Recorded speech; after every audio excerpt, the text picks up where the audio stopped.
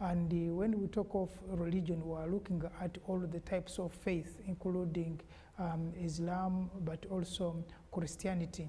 And we are looking at this in contrast to the African religions. If Africa at all had a religion, were they really religions that we people of Africa had before the colonizers came with the new religion, or we didn't have religion? So these are some of the issues that we are looking at. We are not criticizing a particular religion. We are not even looking at a type of belief, but we are talking generally about Africa and what Africans believe and how they expressed their belief, their connectivity with God, and how they used to worship that type of God.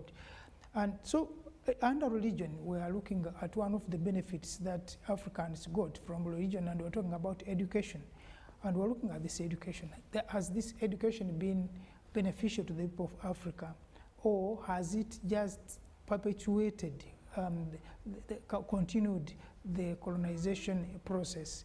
In the studio, I'm with Ndugu Rugarama, and we shall be looking at this topic critically, and of course come up with conclusions if religion was of benefit to Africa, or what it has benefited, or what it has provided for the development of Africa. So Ndugu Rugarama, you are welcome to the program. Thank you so much, Comrade James Mututa, our moderator, and very good morning, good afternoon, good evening to our esteemed viewers. I say so because we are all in different time zones. Sure. So depending on where you are watching us from, I greet you accordingly. Yeah, thank you, you're welcome. Now, last week we were looking at some of the benefits of education, and we were saying actually the education is not completely as worthless as one would think, what we are taught as Africans. But that may be the education we're talking about is not the process of enhancing one's understanding, especially of one's environment, but rather it is a program actually that is supposed to put someone in a mindset to be obedient to the colonizers, but also to be submissive to the authority. But for example, when we come back to Uganda, you realize that most of the schools, the pioneer schools in this country, and I'm sure many other countries where we shall be looking at in this program, the original schools, institutions of learning, were either church-founded or in countries where Islam was prominent, also mosque-founded. In other words, where there was a church, you found a school. Or if these schools were built by the missionaries or by the Muslim community, they were basically, part of it was to teach the religion that started at the school. So we see people coming out of these schools, becoming leaders, becoming administrators. But where then does that leave the African education? You see, we have deliberately linked the foreign religions, which you have graciously mentioned here, to education. Of course, at the back of our mind, I hope we have not forgotten that before the coming in of the foreign religions, which were mainly carried by the foreigners, white people, for that matter, in the case of Christianity, then the Arabs in the case of Islam. Africa as a continent had her own set of education system. I hope that our viewers arrive to that fact. Although there has been a lot of distortions, historical distortions, to give an impression that before the coming in of the white man with his religion, Christianity in all its forms, Islam, and establishment of schools like in Ghana, Achimota College, here in Uganda, the Gayaza, King's College Budo, which mainly was around the Kingdom and Church of Uganda, St. Mary's Kisubi, you go to Namiryango, etc., and in other African countries. So there has been a historical distortion, especially to our generation and maybe the generation below us. And interestingly, even by the way, the generation much above us, to think that the education we have in Uganda and on the African continent is largely the colonial education, or for that matter, we got to be educated when the white man and the Arab person set foot on our continent. I disagree. I disagree in the sense that when you look at where the African man was, we had our own ways of transmitting knowledge. The older generation or the old people would transmit knowledge to the young people around the fireplaces, in the gardens, in the hunting areas, and certainly they developed their abilities, intellectual, hands-on, to manipulate their environment, and they solved the problems that way. To the extent that where the African man at one time used to do gathering and hunting largely, he now, and was staying in caves, he now developed fire. By the time fire was developed, the white man was not here. Now, I think that's one of the issues of the African now development. Now, I will ask the viewers permission to read this text that was written by Ndugu Theodora Tiberondwa. There's something he wrote which in his book. Professor Adonia Tiberondwa? Yes, I found in his book. I found something very interesting in late Professor Tiberondwa's book. He said a major shortcoming of African tradition education is that it focused almost exclusively on the clan or tribe, and hardly prepared the recipients for outer contact. Practically, this meant that the skills and knowledge possessed by a given ethnic group could not be easily transmitted to another tribe. Well, that may be so, and with all due respect to the late Professor Adonia Tiberondwa, he was in School of Education. Yeah. Before his death, I remember I interacted with him, because he was certainly a very old man, very amiable, and those who choose to know him through the lenses of UPC can, but I think he was one of the best brains in the education circles at Makerere University School of Education. That view may not necessarily be wrong, by the way, in the sense that even when you look at the education system, you see, every community has got its own way of looking at education. And that is not a problem. Because when you look at the definition of education, the other time I told you about Professor Edward Ezeu, again, one of the best brains at Ibadan University in Nigeria, where he defined, and also a great professor in education, sociology of education, he defined in one of his books, he defined education as that set of a system that is developed to empower a community to have the capacity to manipulate their environment for the benefit of their needs. Yes, now, exactly, that's the point.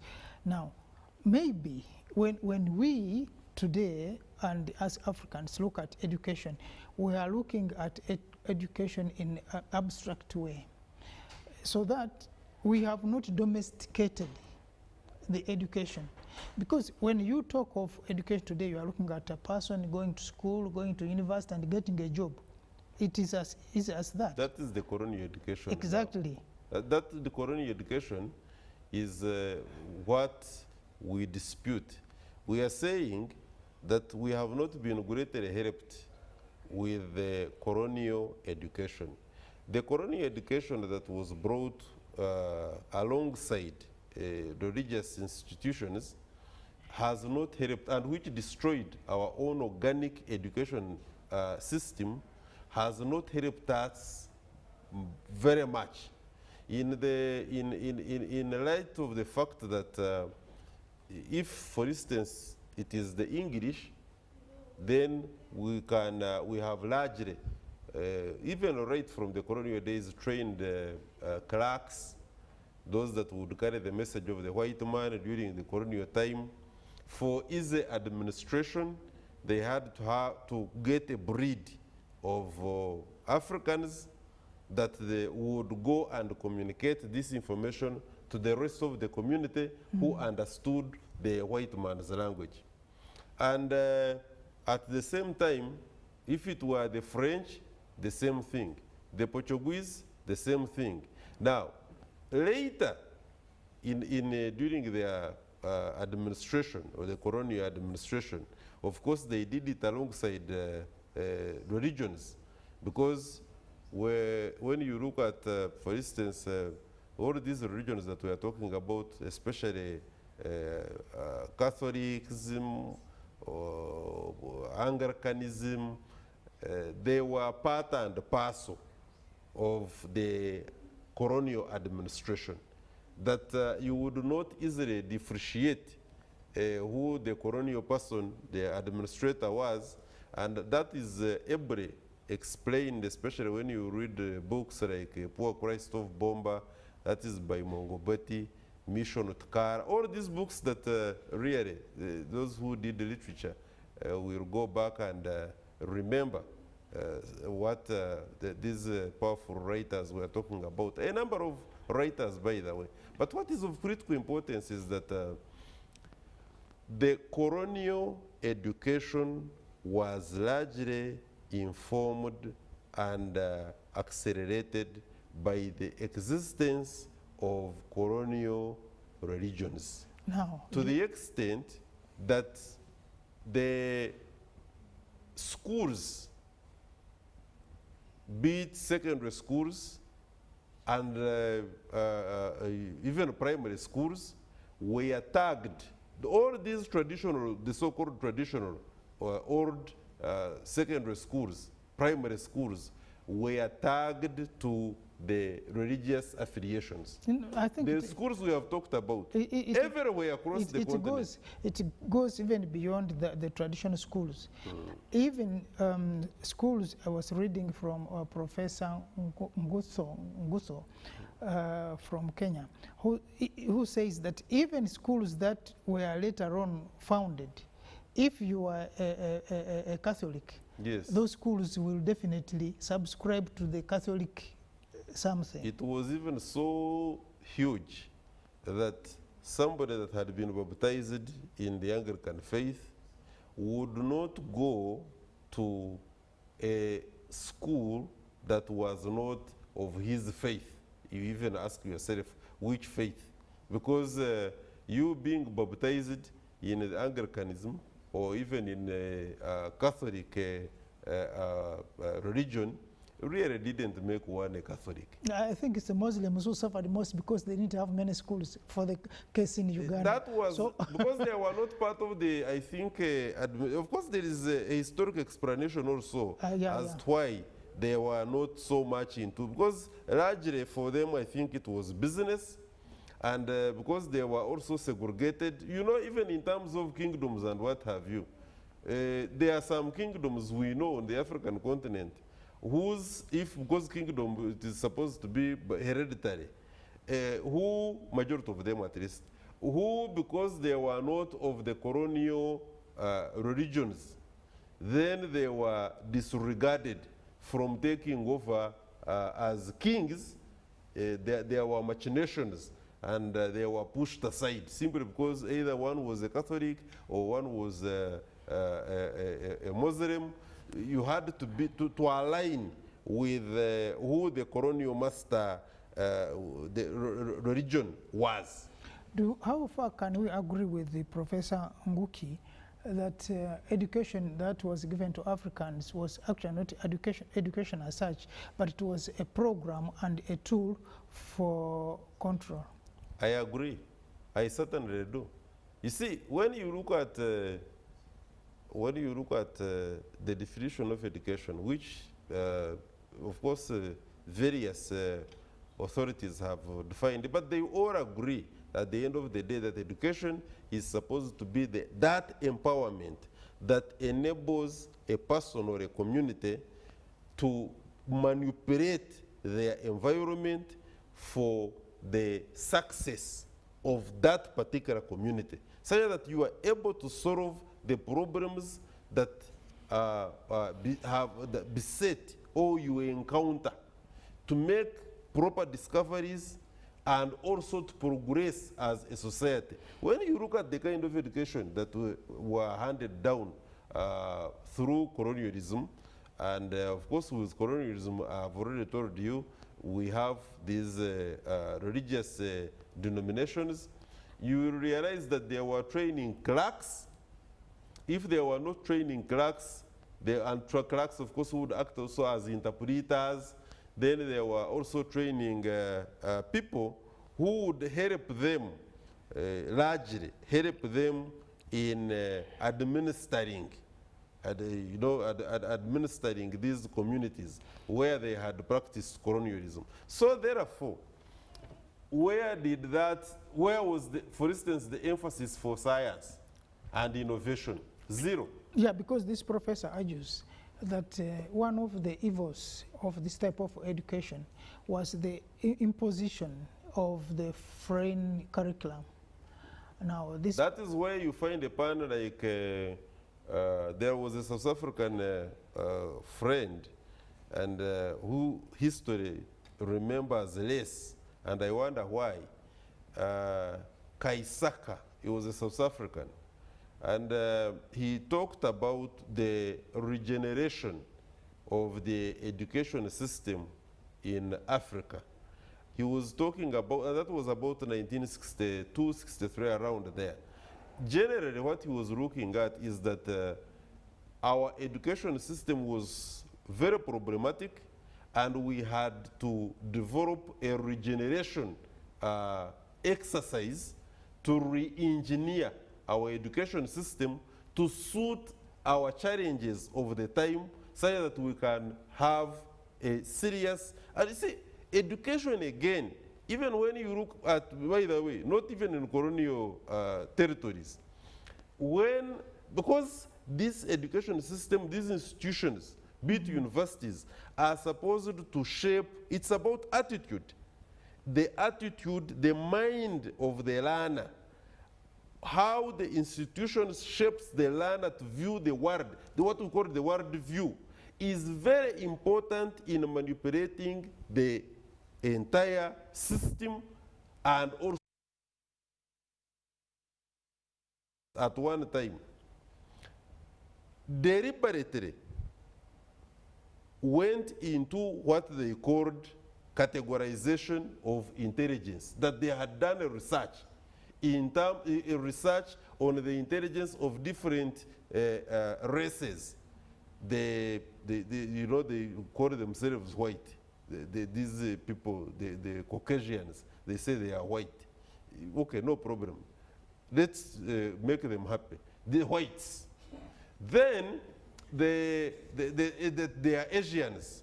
Then that they are then Africans. They say the blacks. There are even people they call the coloreds. There you go. I think we are the coloreds. I don't know what we are now at the end of the day.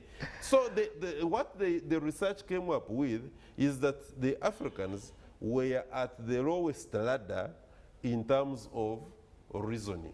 Yeah, but Now, this is very important. Before, I don't want to lose this point, which was a lie.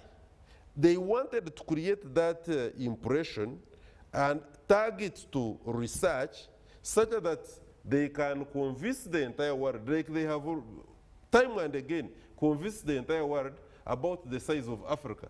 Size of Africa, this was about, we are taking the size of Africa from a certain gentleman some years ago who came up with, and when we know that the truth is that the size of Africa is, if not the first, the second largest continent.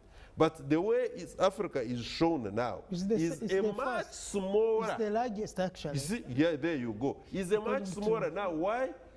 The Earth, is it called Google Earth now?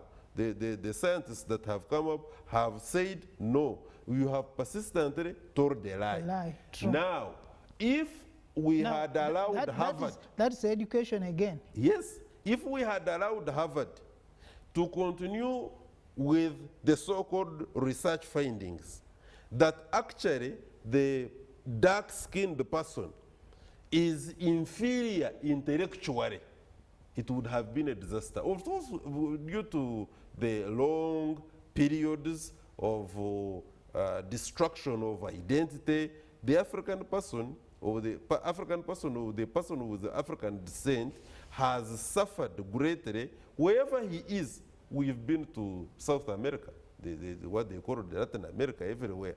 You can see that we have been the Caribbeans. You can see how the person of the African descent is discriminated against, disregarded. They don't have their own education, not because they are incapable, but somebody imposed his own education system and values, and they have destroyed ours, to the extent that the black community in America, for instance, said no, enough is enough. They put a rival university called Howard. Howard was established to counter the lies paraded in Harvard. Now, I will tell you that the subsequent governments in America have now invaded Howard. The amount of money they are giving to influence what you are calling the curriculum and the teaching is immense. And Howard, going forward, give them about 5, 10 years, they may not be the Howard we knew, which was established to counter the lies, the wrong teachings outed in Harvard University. Now, of course, when you look up to this imposition of curriculum, it comes with a lot of things, including the erosion of values, that you are taught new values which originally were not your values. Now, that is the belief that Africans didn't have any better values. Now, that's wrong. That's wrong. Yeah. In fact, let me come in here. But also, that's extremely wrong, because African society is a society which is built on values, to the extent that our education system was value-driven. Exactly. The entire living of the African person was, and in some cases, although of course we have been greatly negatively impacted on by the intrusion of globalization and the so-called Western values. That's another topic for another day, because I don't think that we have got the Western values. The so-called Western values are, I mean, homosexuality, they talk about corruption, of the mind. They talk about stealing, killing others. We don't have that kind of history, by the way. Actually, on the issue of values, let's look at it in this way. The African society is based on values. We are a value-led society. We have got, actually, we should form ourselves as Pan-Africanists. We are contemplating writing to governments of America, Europe, to go and teach them values, how to live decently, because they don't know how to live decently. Yeah, because they are everywhere. You look, the values of America: go into other countries, assassinate their presidents, put sanctions because people have disagreed with you. They don't want you to exploit them. Go to Gaza or the entire Palestine, erase the entire society and put yours there. Yeah, because those are their values. The contradiction here is that, and this is what we need Africans also to understand, that the African society is built on values.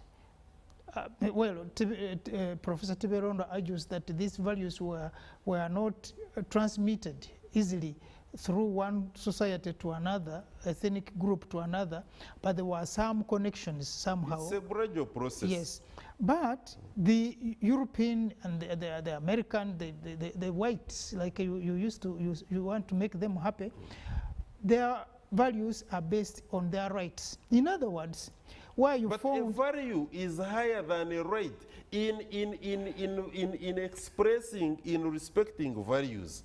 The rights are embedded. I will give you a very small example. But even we know a child, for instance. Let me add this so that you can come in easily. In other words, you are saying where there are 10 thieves, their rights for stealing will be instituted in that society. Where there are 10 murderers, that society of murderers will have their rights. Now, these are the same rights that these people would want to come and teach Africans, that these are the human rights, like creating a society of universal rights, which is very cumbersome to understand, even to implement. And who comes up with values anyway, exactly. to begin with? You see, you cannot, in law we say, you cannot give a good title if you don't have one. Now, you can't pass it on if you have none. What rights, what values can those so-called white people give Africans? What rights? They were here, carried out trade in human beings, that so-called slave trade. So many people, the Africans were thrown in the ocean when they were being taken to the Americas, and that was the slave trade, the Great Antarctic, the so-called Antarctic trade. Is that a value that we should respect? From there, they never stopped. These people came and directly colonized after 1884-85, colonized the entire Africa and other parts of the world, forcefully by use of arms. Is that a value that Africans should copy? They didn't stop there. They arbitrarily, after they were chased forcefully from the African continent and other parts of the world, they refused and brought imperialism. They established exploiting institutions like International Monetary Fund and World Bank, which up to now are mechanisms of continued exploitation of the African continent and other places which are not necessarily members. They didn't stop there. They have continued through their spying systems, the CIA, to assassinate progressive African leaders and other leaders in Asia, in Eastern Europe, etc., etc., including overthrow of government, sabotaging of their economies. Are those the values they are telling us? So somebody who did that, certainly we cannot trust that he brought religion, he brought education system to us, established schools to make us better. Actually, it is impossible. Actually, for your information, when you talk about slave trade, you talk of exploitation, these religions you are talking about were directly involved. Yes. Because when you look at the Church of England, for example, until recently, I mean to the end of slave trade, the Church of England was also trading in humanities. In fact, to them, Africans were less of human beings. And this is the Church of England, which later on came to Africa to be a church of wherever they went. Do you have faith? When you look at the Romans, for example, who bathed the Roman Catholic Church, were very brutal. When it came to handling the Africans, the slaves, they would even slaughter a person for purposes of sports when they are sitting in the arena to watch. When you look at the Catholic Church, look at the Arabs. The Catholic Church you are talking about, I refer you to the book by Mongobeti, again, Poor Christ of Bomba. Mongobeti brings a very graphic picture. When they were spreading that religion, they would find very clean communities in Cameroon. And the Reverend Father would demand that a man who had 4 wives, you know, when you tell our people now that having women, African traditional culture, having more than 1 woman is no problem at all. I want to look in the camera and tell people that having in the African traditional society, having more than 1 woman is no problem at all. The confusion was brought by the white man with his religion. You see? I mean, look at the ratios. It is our culture that we get more than 1 woman. And as long as you are able as a man to look after your women, it is not the Islam religion, it is not the whatever other religion to tell the African person, God created all of us. At least we think so. I don't know if he is the same God that created the whites. But if he is the same God that created the whites, and he created the African man in a manner that he is culture, way of life. God created us. And our way of life from time immemorial is that an African person marries more than 1 woman. And it is okay. Where does the white man get the right with his religion, with that God of his, to come and say the proper God says it has got to be? Because I also want, by the way, without wanting to sound very gandankaras, to tell people that there is a problem we must watch out very carefully. The Bible has greatly been interfered with. And the word of God is not necessarily, because the Bible is not complete. There are other books that were not included in the Bible. Who was selecting the books to include in the Bible? No, but I think on Who gave that person a right?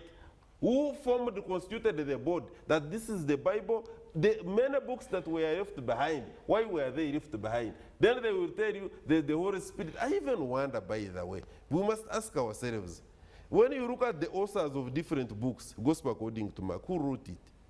Who wrote it? Well, but I think we can still agree that the holy books that we have can still stand test of time. Because the word of God is much more than the Bible. Yes, they don't address a particular religion. That's the beauty about it. These Even religions those, are ours. We are the yes, ones who brought even them. those who are now bringing religion are even not reading from the same text that we are reading. For example, and this man who is telling the Africans not to marry two women. I mean, if it's being decent, fine.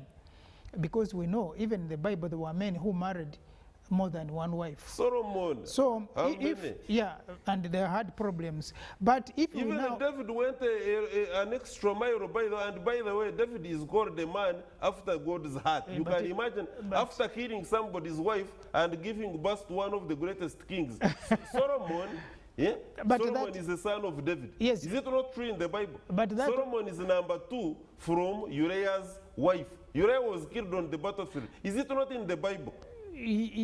But anyway, even as we look at that, we can still maintain the authorities because the holy books, we can believe that the holy books, and we but we don't somebody have should not contradictions. intimidate us But- from asking hard questions. Yes, holy No, books, questions. holy to who? Yes, questions have to be asked. But now I was giving you an example. For example, this same man who is not even reading from the same holy book we are talking about, who is telling the African man not to marry the second, third, and the fourth wife and the fifth wife if Africans can. That is a problem. But They created a very big problem for us. But he's the same man who is standing on the same pulpit there and telling the Africans that you can marry a fellow man.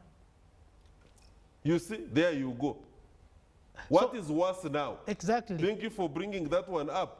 So- What is worse? So if you if you are going to tell Africans not to marry the second wife, and you are going to marry them, tell them to marry a fellow man and fellow woman, then you have a problem.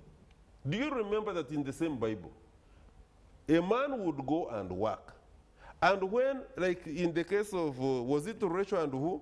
Because those were two sisters. Yes. After he had worked, and for bride price, It was then they gave him he was interested in the younger one. They said, no. It has got to be the first daughter must get married before the young one. They gave him he said, no, since me, I wanted the other one, let me again work.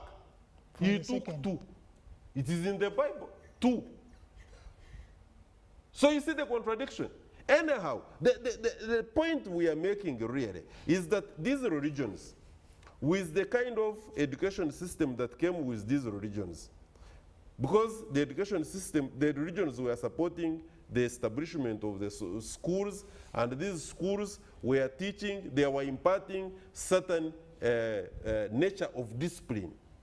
The majority of them, if not all of them, was not meant for the good of the African person.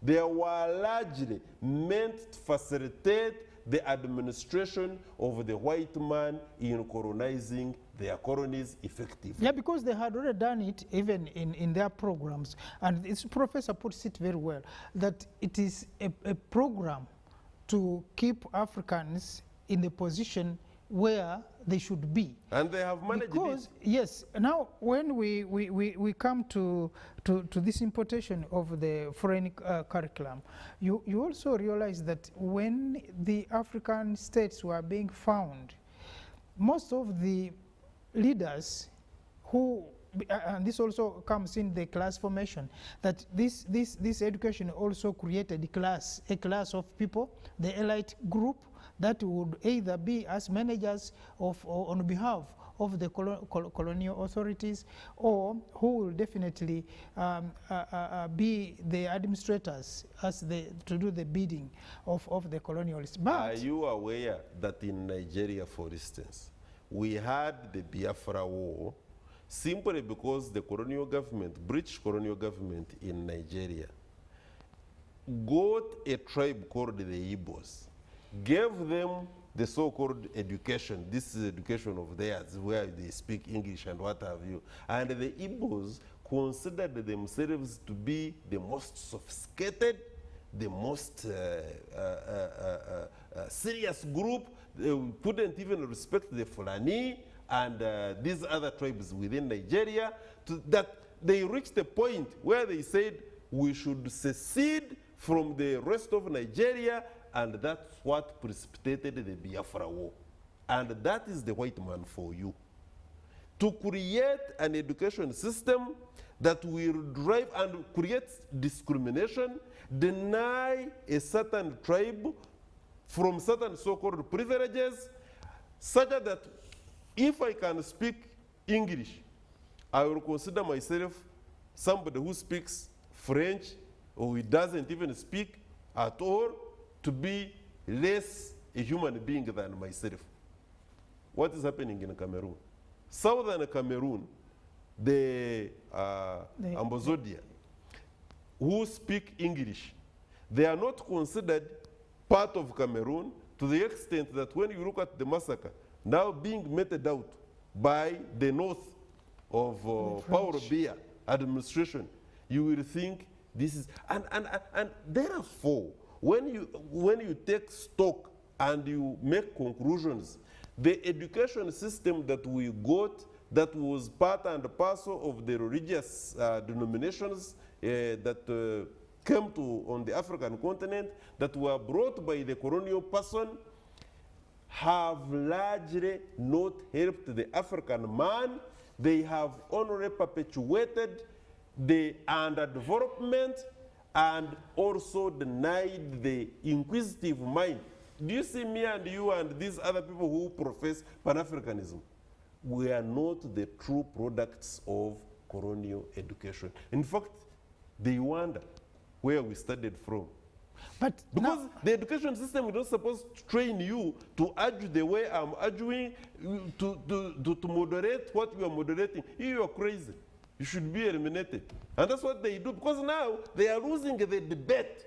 Yeah, because these people are losing the debate, the whites are losing the debate, that's why they use force. I think the problem has also been, like you were coming, that the original founders of the states of Africa talk of any of the four, those we call the four founders of these states of Africa were educated either in Europe or America. I will give you examples. Actually, when you look, you see the states you're talking about, these ones, if it was not for a man like Kwame Nkrumah, it is actually Kwame Nkrumah at the 1963 Organizational African Congress in Addis Ababa, who said that I recommend to you, my comrades, that we maintain the colonial boundaries. Not because even Mwalimu Julius Nyerere also recommended the same. Not because they are the most loved, no. But because when we open the issue of boundaries, we are going to create a much bigger problem. Spend a lot of time now fighting over colonial boundaries when we would be solving so many things. And has it That's stopped? why the blueprint of Kwame Nkrumah, his speech, and that one of the Central African Republic president, then, before you got lost into the white man's world, we are to the extent that we leave the Addis Ababa, the Organization of African Union, Congress, with one army, one currency, one president, one economy, then the rest of us, otherwise when we go back as presidents, we are going to get comfortable in our seats, and we are going to make this whole scheme of unity of Africa a problem. Yes, you are right. Where are you right?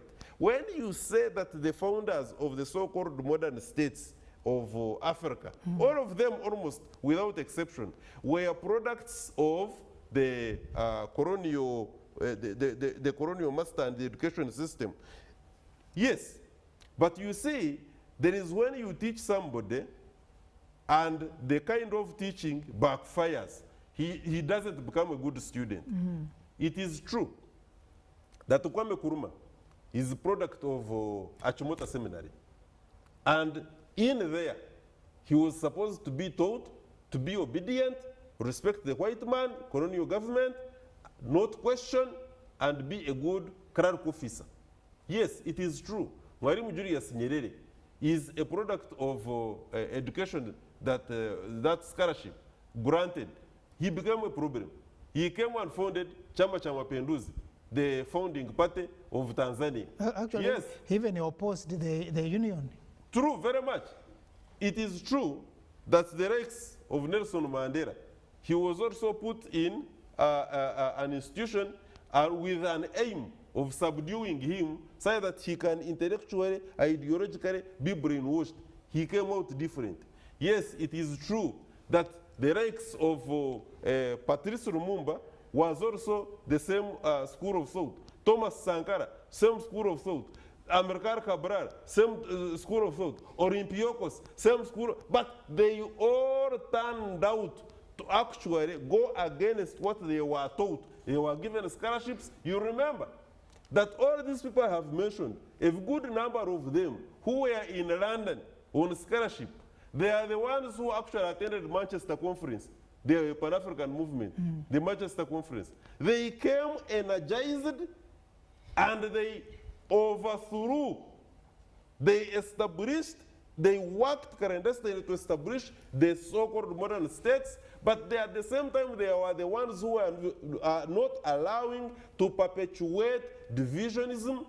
They were instead saying, let's do away with these colonial boundaries, at least at the level of saying, okay, countries can stay with their names, but for us, at the level of a continent, we push the agenda that we are one. One army, one currency, one government. When they missed that opportunity. All the writings of Kwame Nkrumah, all these things we are talking are there. Do you know what happened to the writings? When he was exiled, they got all his books and burnt them before they could be published. But that is actually, do you know all the works that were found in the University of Timbuktu? That great African university, which was not established by the white man. You go and read the works of Cheikh Anta Diop. They were all stolen and they are in the museums of France and Britain. But that's why we're saying at one point we shall have to ask for reparations. But the slave trade reparations is not only slave trade reparations. We are organizing a conference in the territory of the colonizer in London anytime soon with the groups from Caribbean. You are saying like the one who said we learned their English so that we can abuse them in their own mother tongue. So that they understand what we are telling them. So the reparations, we need reparations finally. We need these reparations, not just slave trade reparations, no. We need reparations for colonials. They were here for approximately 60 years on average, stealing human beings. By the way, some of them were even took our women. Some of them took our women. Yeah? And when you look at Leopold the second, this one in the DRC, they now, do you know what they were doing? These people have got a lot to pay. They killed over 20 million Congolese because they were refusing to correct rubber. And do you know what they were doing? Those who refused, they were not cutting their arms or their legs. No, they were cutting their penises and parading them. Why? Because the whites have got smaller ones. So they were envious of our people who had strong ones. It is getting hot inside there. You fight for what you don't have. Those whites are not good people. Next time, I think we'll continue from there, or looking at some of the issues that really have come out of this education. Because when we talk about education, yes, it is what has helped us to talk, even the language we are talking, and do a lot of things. But maybe a disclaimer. People have a misconception. They think that speaking in English, they say, why don't you abandon that language? No. We are going to use this language as we develop ours. Swahili is almost everywhere now. Republic of South Africa has institutionalized it. The Cubans use Spanish. The people of Venezuela use Spanish. Are they Spanish? Can you take away their anti-fascism credentials? They are at the forefront of refusing this bulldozing. Okay, we have to stop it here and we shall continue it from there next time. It's getting interesting, and next time I think we shall also be allowing people to send in their contribution, so that because this Pan-African discussion is not only a monopoly to to us who are in the studio, but people out there who also have a lot of ideas that we can share to build the African credentials and also get back to where we have derailed from pursuing our development agenda as people of the continent of Africa. Until then, I thank you, viewer, who has been with us all along for this 1 hour of being here, and also thank the team that has been behind this production. Until next week is when we shall meet, and enjoy, have the best of the weekend. Thank you.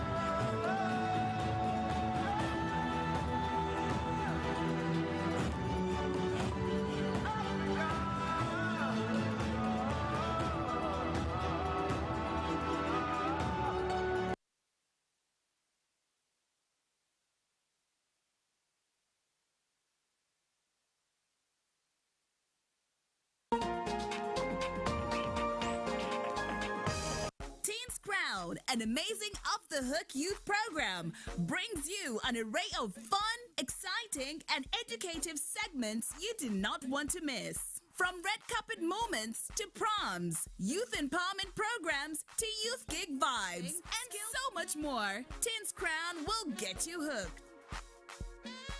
Only on UBC TV every Saturday at 1:30 p.m.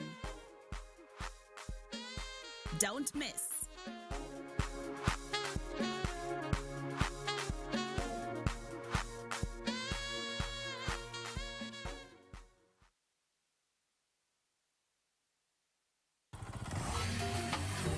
Hello, Kampala, Uganda. In response to the national call of strengthening the traffic security, Good Products Group HGO brand has officially launched the Rider Selection Campaign. Registration is now open.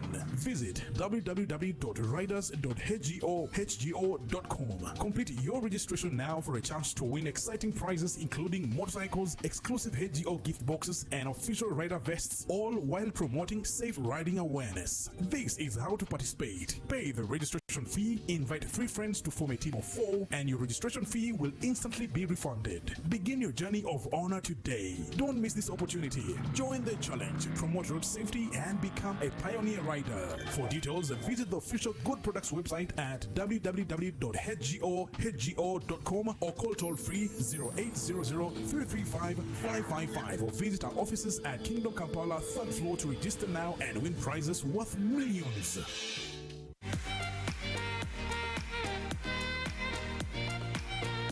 The stage is a world of entertainment.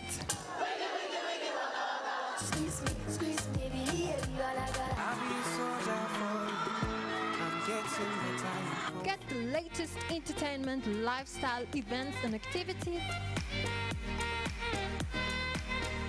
Chats with celebrities that make headlines. It's your girl Zari, Mama Tifa. I'm in town, I'm in Uganda. It's showbiz. Join me, Mary. I intend to connect you to a lot of fun. Cause I know you want it, you love it, you enjoy it. All on Powerful Level Magazine, reloaded for you right here on UBC. Don't miss out every Saturday, 12 p.m.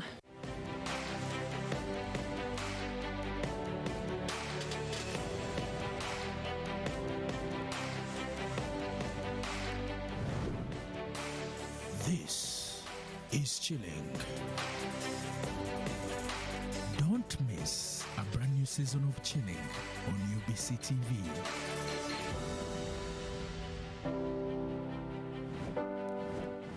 This August, East Africa becomes the center of African football. CHAN 2024 is here, and it's bigger than ever. 3 proud nations, Kenya, Tanzania, and Uganda, united by football, passion, and power. From the first whistle to the final roar, 35 thrilling matches, live, only on UBC TV and radio stations. Wherever you are in Uganda, from the city to the village, UBC brings CHAN 2024 to your screen and your radio. August 2nd to August 30th, it's football like never Never before. One tournament, one region, one heartbeats. Chan 2024, live on UBC. Feel the game, live the glory.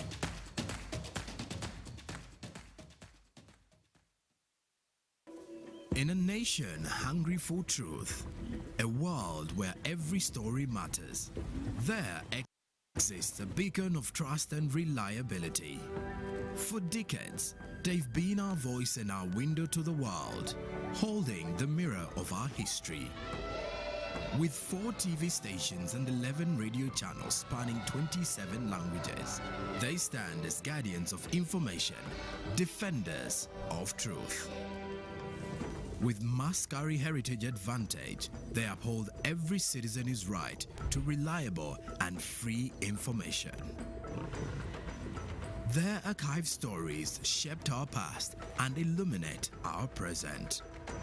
Yet now, as new challenges arise and the world evolves, their mission faces its greatest test yet. Be part of our journey and let's navigate the unknown, uncover the untold, and safeguard our future together. Tune into your public broadcaster, for it is the intersection of trust and truth. Because to UBC, your story, and every voice matters. UBC, inspiring Uganda. Taxation is a bit complicated, and the only way to demystify it and make it as easy to understand and to comply with is through engagement. Is there a limit to the number of cars a returning citizen is bringing into Uganda? Who has paid the excise duty on this water is not the supermarket which has sold you this bottle at 1,000. It's not the business, it is the man who is going to drink this water. We strongly believe that it will only be through such constructive engagement that we'll be able to broaden our tax base and build our country together. Buza Commissioner. Now you can get direct answers. Send your tax-related questions via WhatsApp or SMS to 0790-141-887, and the Commissioner General of URA, John Musinguzi, will personally address them. Tune in to UBC News Tonight every Monday and Wednesday for expert insights and clear explanations. Buza Commissioner.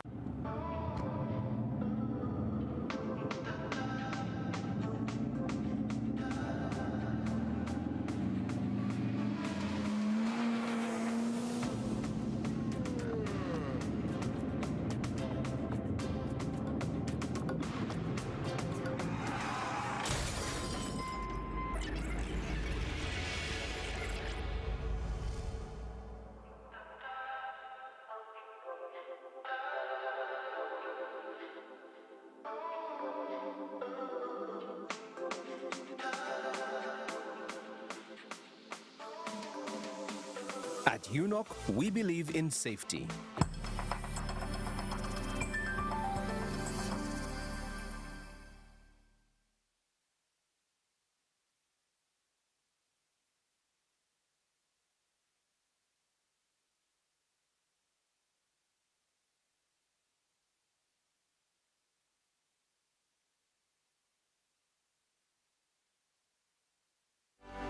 UBC, inspiring Uganda.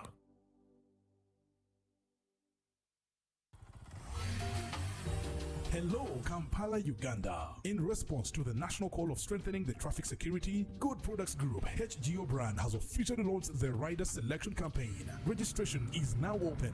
Visit www.riders.hgo.com. Complete your registration now for a chance to win exciting prizes including motorcycles, exclusive HGO gift boxes, and official rider vests, all while promoting safe riding awareness. This is how to participate. Pay the registration fee, invite 3 friends friends to form a team of 4, and your registration fee will instantly be refunded. Begin your journey of honor today. Don't miss this opportunity. Join the challenge, promote road safety, and become a pioneer rider. For details, visit the official Good Products website at www.hgo.com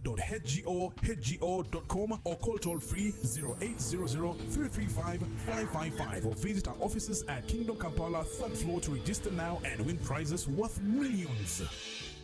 Taxation is a bit complicated, and the only way to demystify it and make it as easy to understand and to comply with is through engagement. Is there a limit to the number of cars a returning citizen is bringing into Uganda?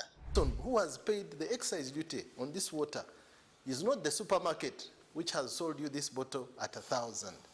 It's not the business. It is the man who is going to drink this water. We strongly believe that it will only be through such constructive engagement that we'll be able to broaden our tax base and build our country together. Buza Kamiso now. Now you can get direct answers. Send your tax-related questions via WhatsApp or SMS to 0790-141-887 and the Commissioner General of URA, John Musinguzi, will personally address them. Tune in to UBC News Tonight every Monday and Wednesday for expert insights and clear explanations. Buza Commissioner. Mileke World Music Festival is back. Fast 2nd and 3rd August at the Tropical Beach Garuga Entebbe. To get your ticket, dial *217*413#. Input the event icon.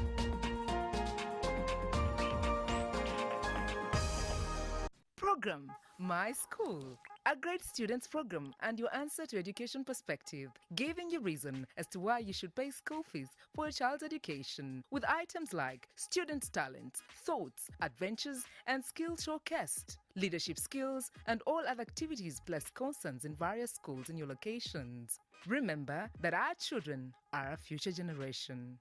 Don't miss Program My School. In a nation hungry for truth, a world where every story matters, there exists a beacon of trust and reliability. For decades, they've been our voice and our window to the world, holding the mirror of our history. With 4 TV stations and 11 radio channels spanning 27 languages, they stand as guardians of information, defenders of truth. With Mascari Heritage Advantage, they uphold every citizen's right to reliable and free information. Their archived stories shaped our past and illuminate our present. Yet now, as new challenges arise and the world evolves, their mission faces its greatest test yet. Be part of our journey and let's navigate the unknown, uncover the untold, and safeguard our future together. Tune into your public broadcaster, for it is the intersection of trust and truth. Because to UBC, your story, and every voice matters. UBC, inspiring Uganda.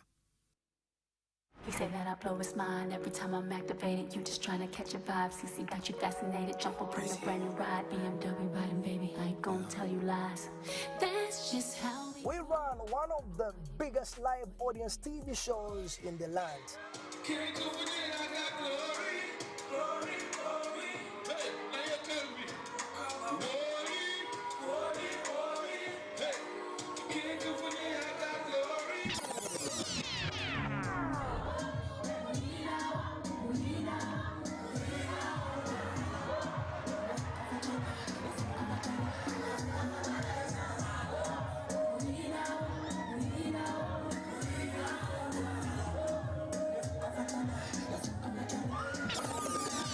Now this involves a lot of prep, a reliable team of professionals.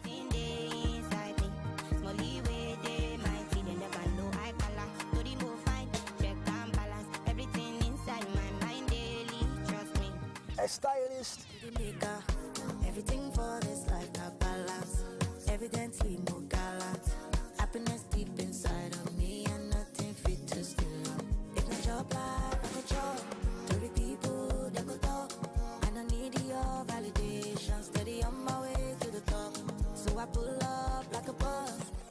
artists.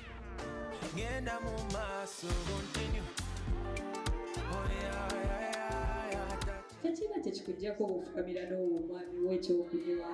Bwe tuba nga bye tukola bibanyumira, you are welcome. Bwe bata bibanyumira, we are also doing our own thing. Thank you. Nze omuntu gwenjagala temujja mumanya paka wanaakola ennyo ave mu gallery. And so much more. We are Horizon Vibe, and there is no vibe like Horizon Vibe. Catch the latest in music, interviews, performances, and so much more every Saturday with me, Calvin the Entertainer, from 10 a.m. on this channel.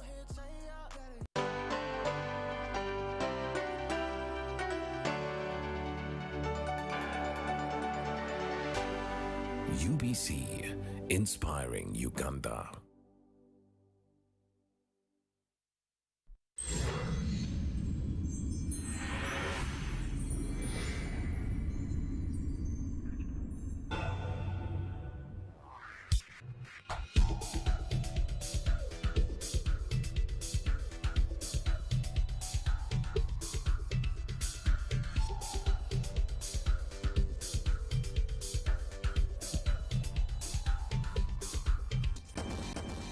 Qualified, professional, and compassionate doctors talking real solutions to real health problems.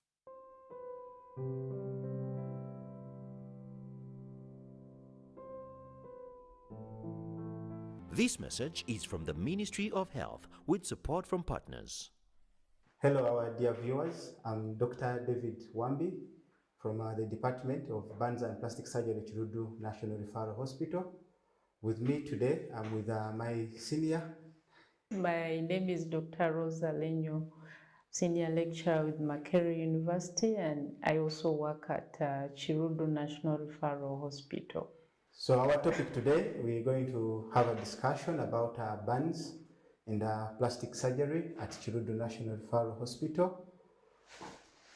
So the type of surgeries that are done under our department are quite many.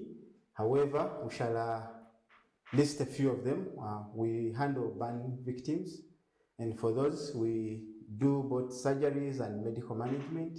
We also receive patients who are victims of accidents from different parts of the country. For those we do a lot of reconstruction, usually with big wounds, deep wounds, and then we also have patients who come in with cancers. For those, we also offer them surgical services in form of reconstruction and plastic services.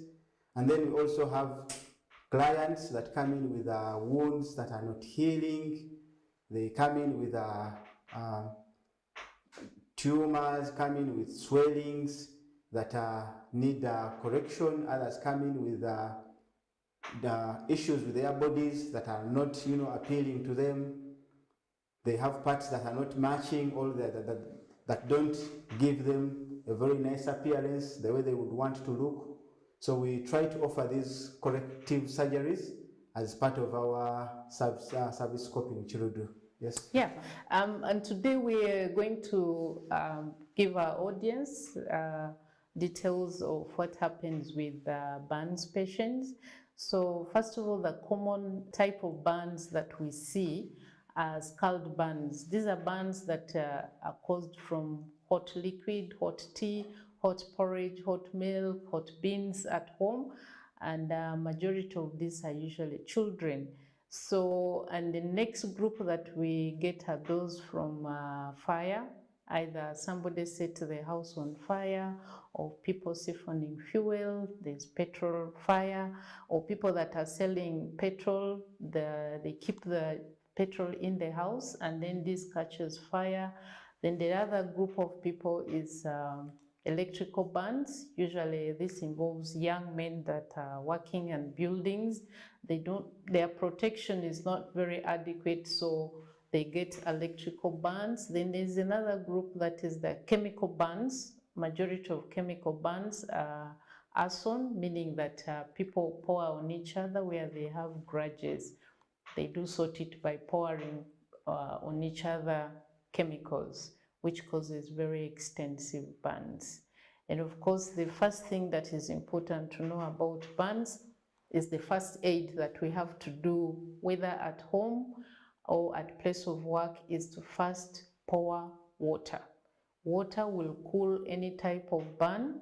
And of course, the first thing is to get the person away from the burn area. If it's electricity, you must make sure you're also safe. Before you touch them, you must protect yourself. If it's liquid, you pour on them water. So water is the most important first aid that we have to do in burns. And Dr. Wambi is going to tell us about the way that we grade these burns when they come to the hospital.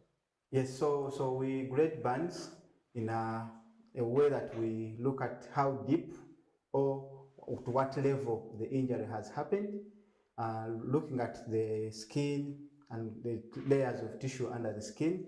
So the simplest burns are what we call first degree burns.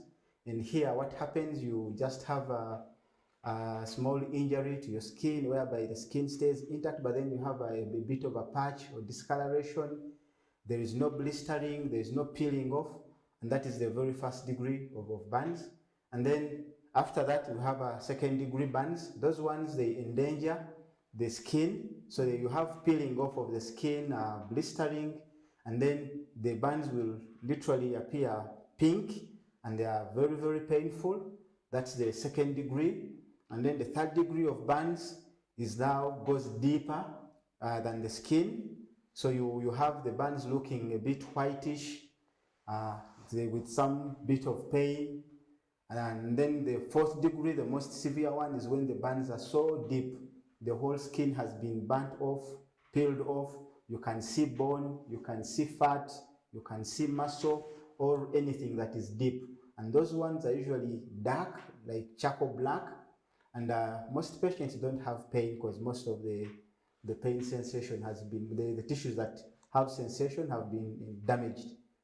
Yes, and it's important for us as burns doctors to grade these burns because each treatment we focus differently. And as Dr. Wambi said, we look at how deep the burns has gone, but also we look at how much area it has covered. You know, we divide the body into 100%. So, and if it burns the whole arm in an adult, we call that 9%, because that helps us to know who is more seriously sick than the other, and then what management we should give them. Some of them will definitely need surgery, some of them will recover, and of course, as we all know, when a person is burnt, they lose the functions of the skin. The skin is there to protect us from losing a lot of water. So once you're burnt, much of your skin is burnt, then your body loses a lot of water, which actually makes you as dehydrated as somebody who has diarrhea or is vomiting. And then the skin protects us from infection. So the more skin you lose, the more you are susceptible to infection. The skin helps to regulate our body temperature. So if you don't have skin, then your temperature goes very low, and that stimulates many other abnormal functions in the body. So the skin is the most organ that gets injured in the burns. And therefore, Dr. Wambi is going to tell us the different surgeries that or treatment that we offer, or which group of these patients will actually need to be done surgery on. Yes, so following a burn injury and following the assessment with the grading system we have discussed before. So there are burns that can be managed without surgery, like the first degree we talked about. Most of them, can heal in a few days, 2 weeks maximum. And usually the tissues are able to stay intact, no skin loss. For the second degree burns, they can also heal without surgery if given time and looked after well. You prevent infection, you make sure there's good hydration, pain is well managed. Okay, so the burns can also heal in a period of about a week to maximum 2 weeks. However, the deeper the burns, the more the demand for more aggressive intervention. So for third degree burns and fourth degree burns, it's really impossible for the wounds to just heal without any surgical intervention. So at that level, like it or not, surgery will be done. When the burns is very deep and is around the arm, inside we have muscles, blood vessels. So the skin, once it burns, it loses its elasticity.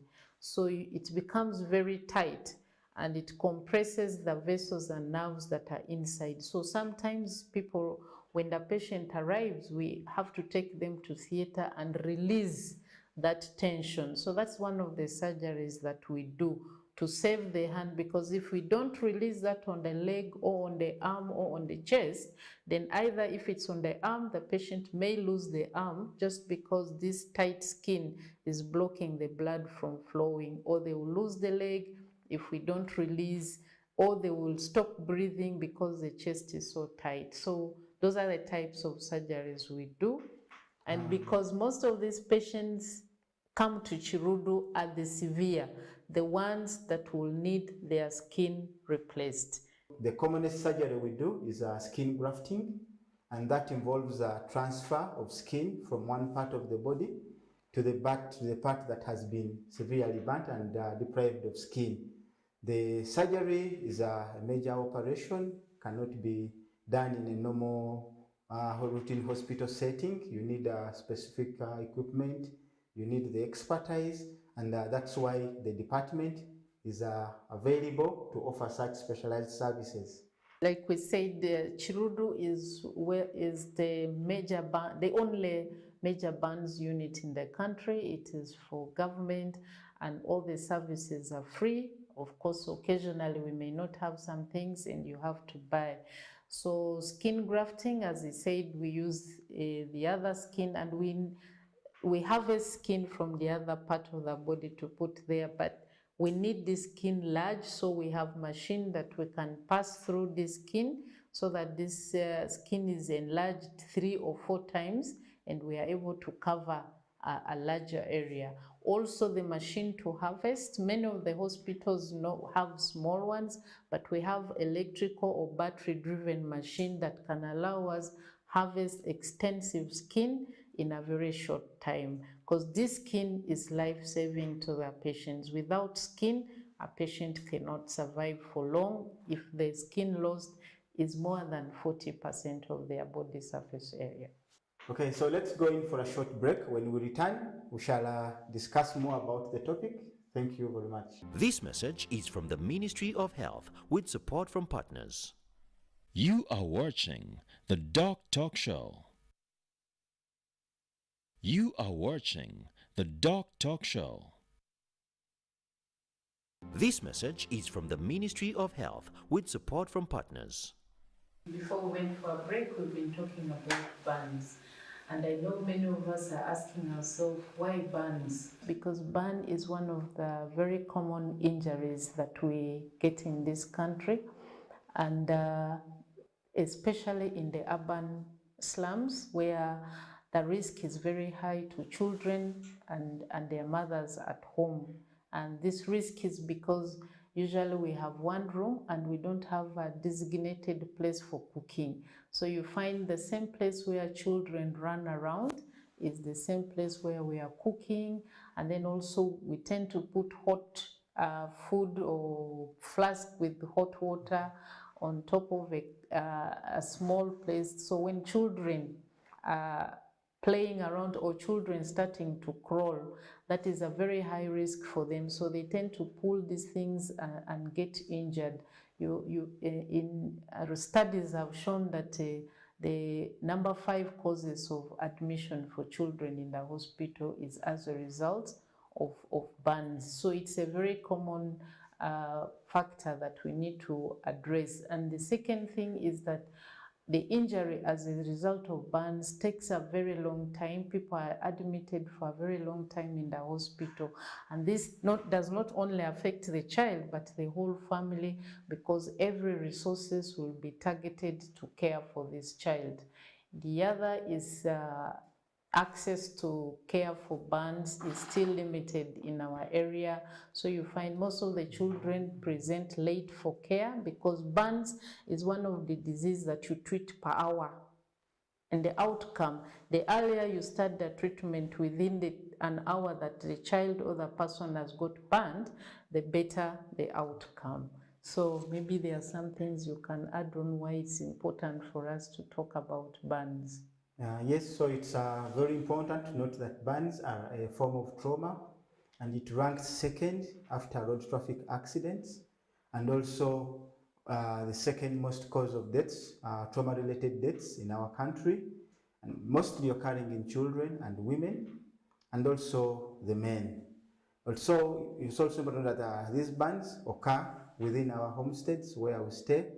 We live with us, burns stay with us in the kitchen, in the bathroom, as you're playing with hot things, electricity as you're playing around with unstable connections, and also as we play around with acids, chemicals, batteries at home. These are all risks for us to sustain burns. And also this burden does not stop at the wound and the pain, but it's a lifelong burden. It leaves you with a permanent mark that you will have for the rest of your life. If you're lucky to resume work, that will be an advantage for you, but most times the scars, the deformities, you may end up even losing a body part because of the burns, either a hand, a leg, a finger, or it may leave you with a very, very deep wound with no muscle, and then you have a body part that doesn't work with enough strength and the likes. Yes. Yeah, and at Chirudru, 3/4 or 75 out of 100 patients that we admit are children and women.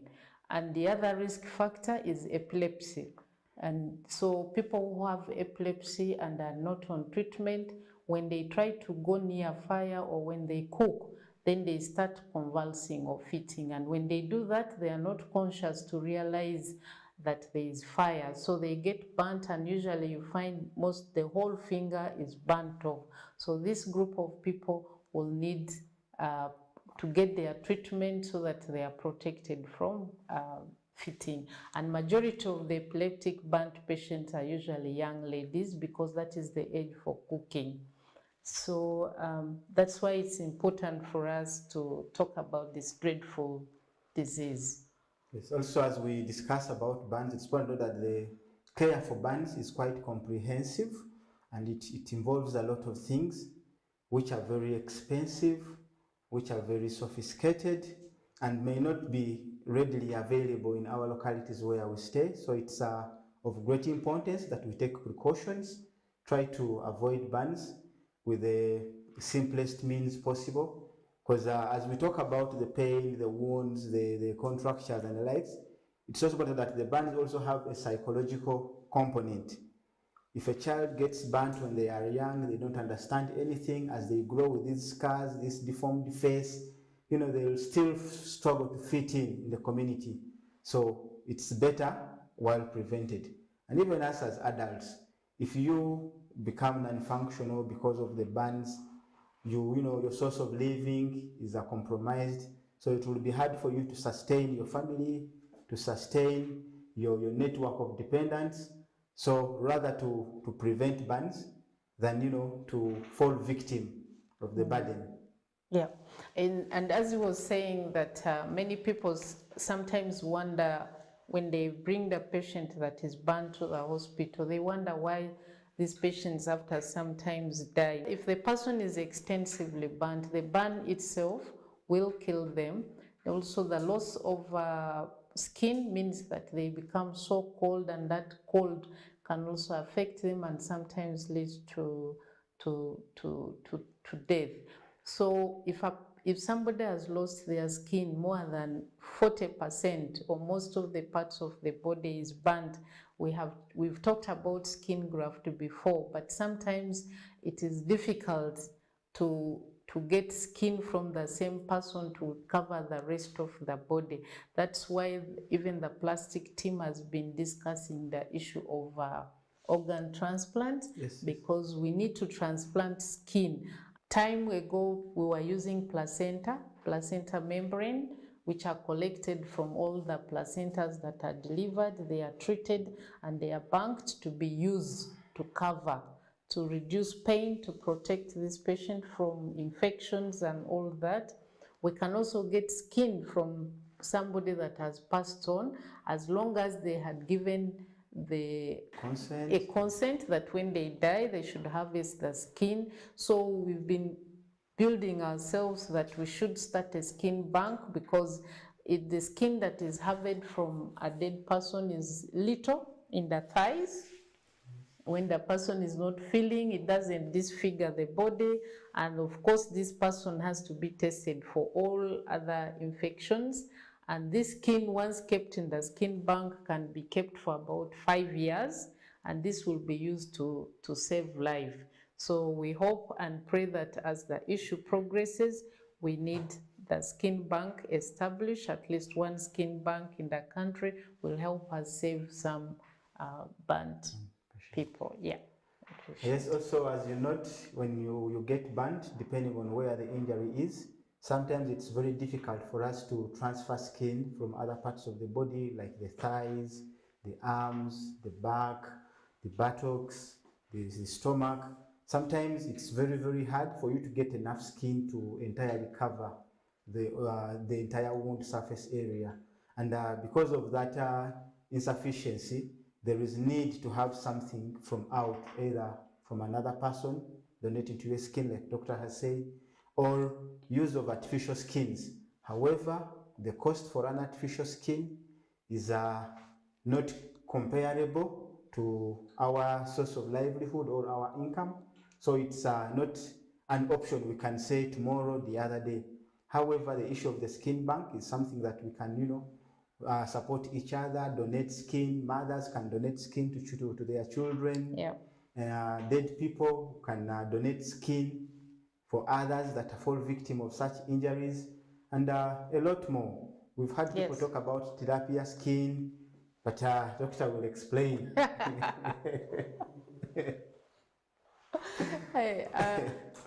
I mean, there is tilapia skin.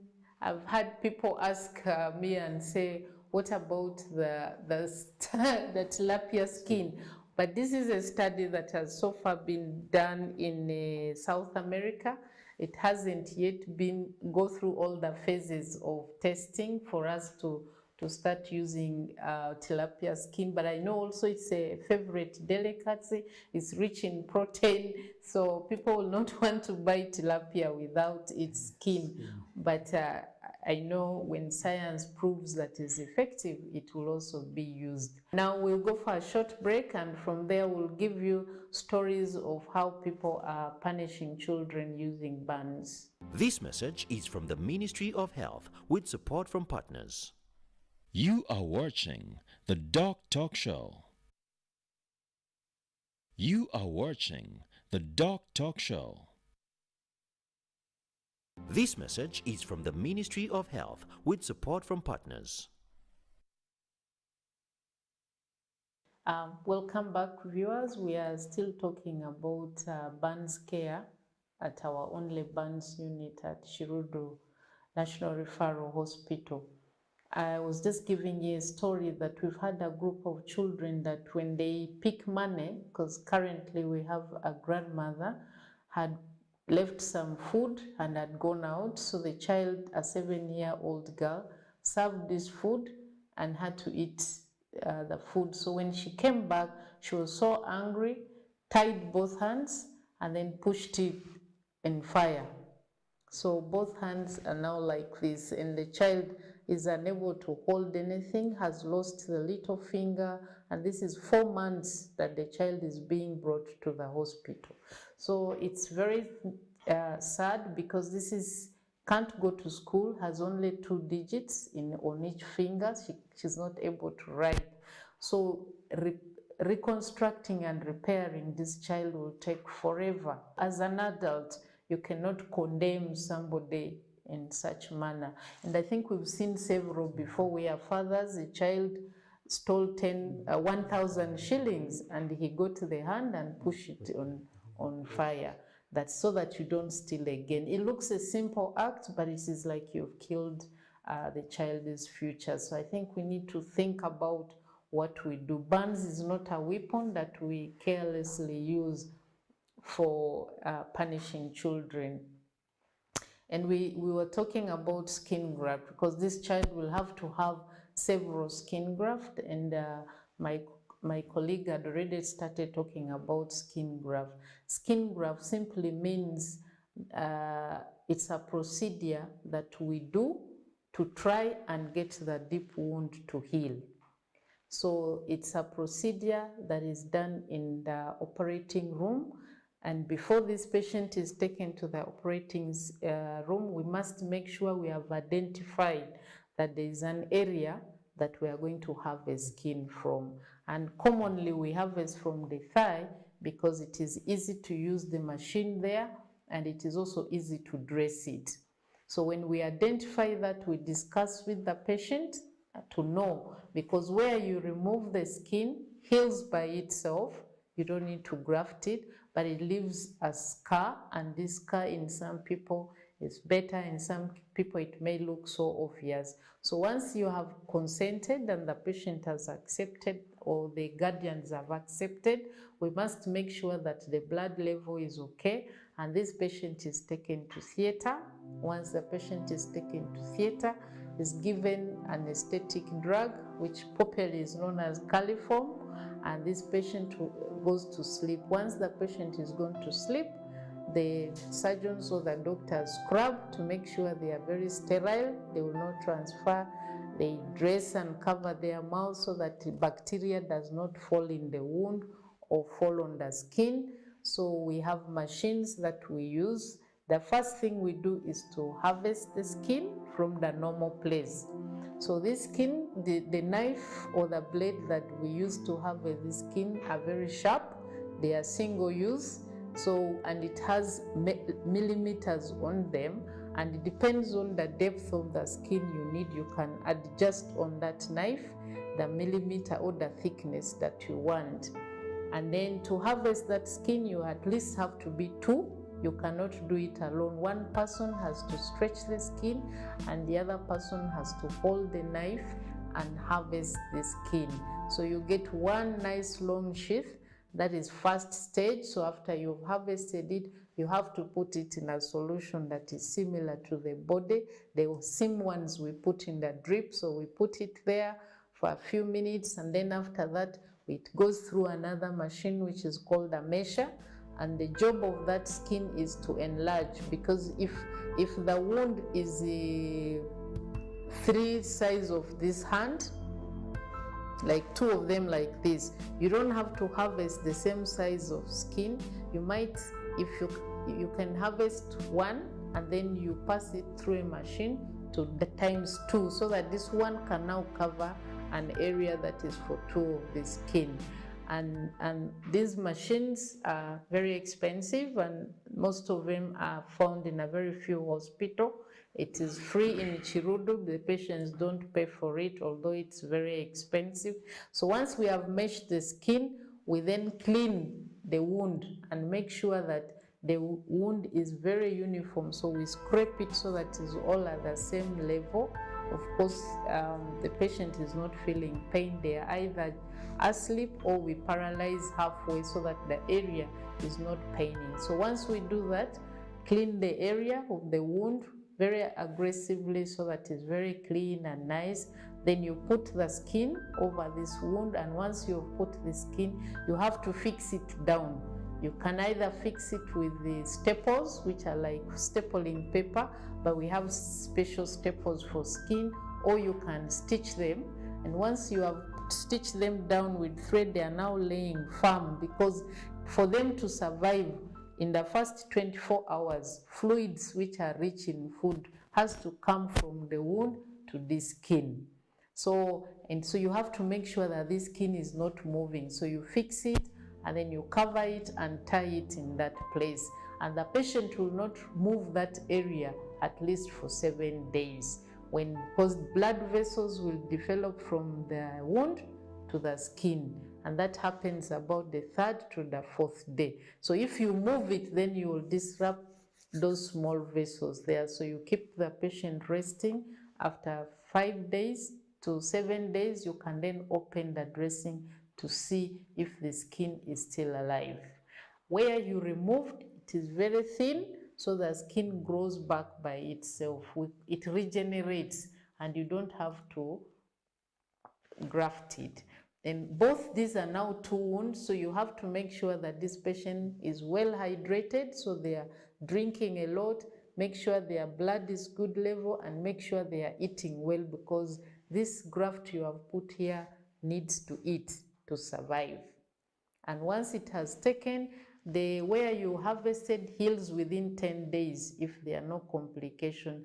And after 10 days, you can actually go and harvest from the same place to cover another area, and it will still grow back. So that is the benefit of having these machines, because without these machines, you cannot tell how thin, because if you remove it deep, then this will create a wound. But if you have a good machine, this will be sliced, very thin slices. And so that's what we call skin graft. So what next after someone gets a burn? A lot really happens to see that this patient, gets out of this acute phase, starts the recovery journey until when they are fit to go home. And burns care is quite extensive. It involves so many teams. It involves the plastic surgeons. It involves the nurses team. We have the theater team, the nurses, the anesthesiologists and the anesthesia team. We have physicians. We have pediatricians, mostly for the children, to come and support in general care. We have the nutritionists, occupational therapists, and so many more. And so the team is quite big.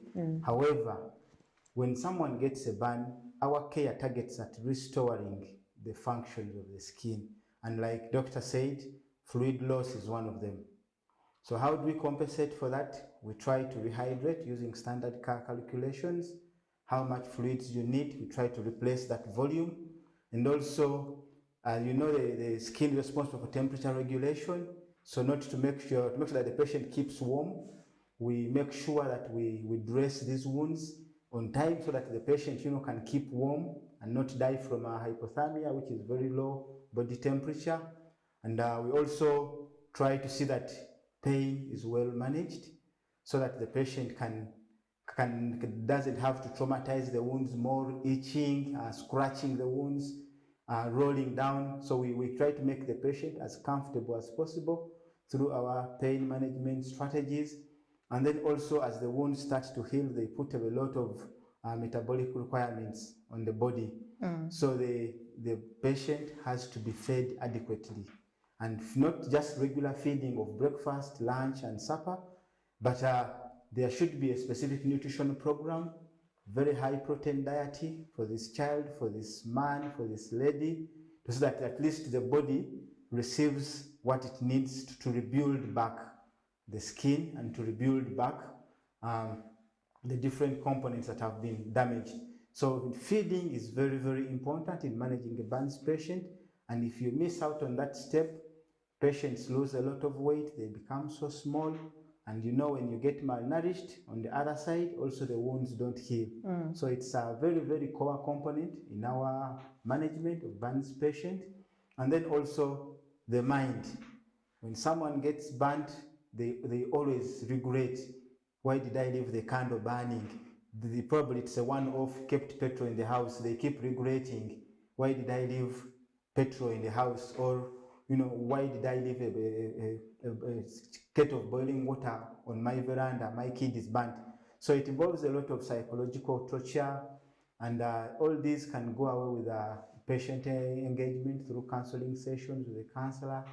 And then we also do wound care, because in the community, when someone gets burnt, there are a lot of things we do. You pour sugar, you pour cooking oil, you burn a sack and pour the ash on the patient. So by the time the patient comes in, the wounds are very dirty, they have been contaminated. So it's up to us to clean them up, to see that the infection doesn't enter, and also to see that for those that have come in late and the wounds are dirty, we may have to give you some medication like antibiotics to prevent this infection, or dry up the pus. But if the wounds are handled well in the acute phase, they are really, really clean wounds. We just have to compensate for the functions of the skin. Yes. Yeah, I just wanted to add on what you're saying about first aid. We've been in the community and we found that people use urine and they go around looking for old ladies' urine to pour in these buns. They look at fluids from mothers to pour on this wound. They use I think it's called transformer oil, and then people use, somebody told us they use lion's body oil. They use fur from rabbits to cover these wounds. A lot of things that we are using to cover this wound, but you don't need those things like we mentioned before. Just water is enough. Like doctor said, those things, especially when they come with the oil shining all over this wound, and these wounds get infected, they go so deep, and the child or the person that is burnt gets a very bad scar. It delays the wound to heal, and sometimes it even makes the wound more extensive. But if you pour water, instead of covering a whole thigh, you might find most of it will heal in a few days. Just cooling it will reduce pain. I know people who cook, when fire burns them, you run to water and you feel that it is better. That is cooling effect of water. It controls pain and it reduces how deep the fire will go. Viewers, we'll go for a short break, and when we come back, we shall be telling you more about what we do at Chirudo Hospital. This message is from the Ministry of Health with support from partners.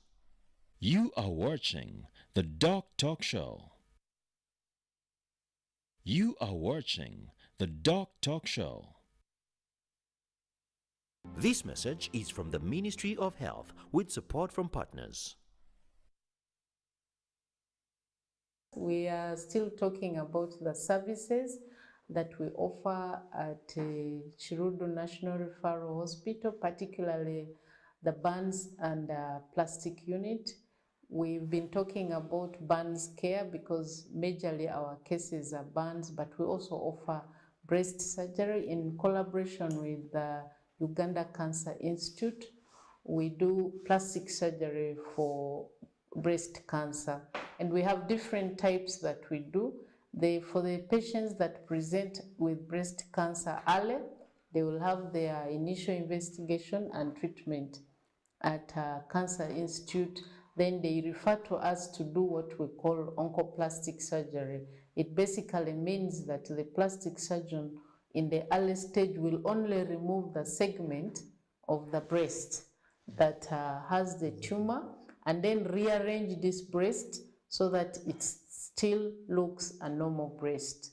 Now, the other services that we offer is if the patients sometimes present with a very late disease where the local breast area is completely eaten, and the general surgeon or the endocrine breast surgeon is not able to remove the breast and close directly. So the plastic surgeons, we usually bring tissues from different area. After removing this tumor extensively, we bring skin with its muscle, with its blood vessel from a different area, and rotate it to cover this defect, so that these patients still go for radiotherapy, because if you cover it with a skin graft, which we talked before, it will not withstand radiation therapy. So we put in muscle and skin so that they can have their second phase of cancer treatment. The other treatment that we offer is if we remove one breast, some of the patients have very large breasts on the normal side, and it drags them to one side, and therefore they get pain in their neck. So what we do is we reduce that breast to a smaller breast, but a normal breast.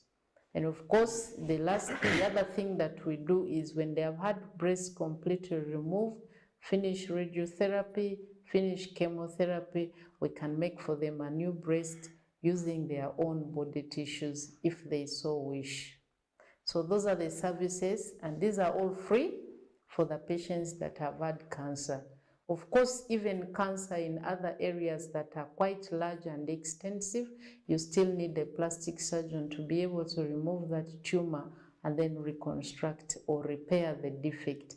to return the body parts to close to normal as possible and to function adequately. So I'll leave my colleague to talk about other cases that we do at Chirudu. Thank you very much, Dr. Rose. So at the Burns and Plastic Surgery Department in Chirudu, we have a very long list of free surgeries.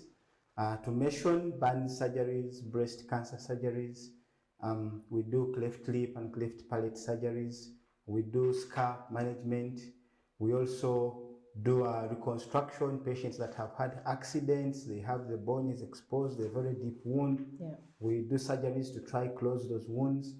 And also patients that have lymphedema, things like elephantiasis, we do surgeries to try reduce on the size of the leg so that the patient can move again. We also offer surgeries for people that have non-healing wounds. Probably you've had a wound for 5 years, 6 years, 10 years and not healing. We have solutions to such wounds. Also, people that have burn complications like contractures, probably your hand is folded, you can't stretch. People that have had aggressive accidents, leaving them with some fingers paralyzed, so we can offer hand surgery to try have this hand have some required function for daily activities. And then we also do surgeries for the eye, the nose, human bites. You're probably involved in a fight and someone has bitten off your nose. We can support you reconstructing the nose. Someone has bitten off your lip.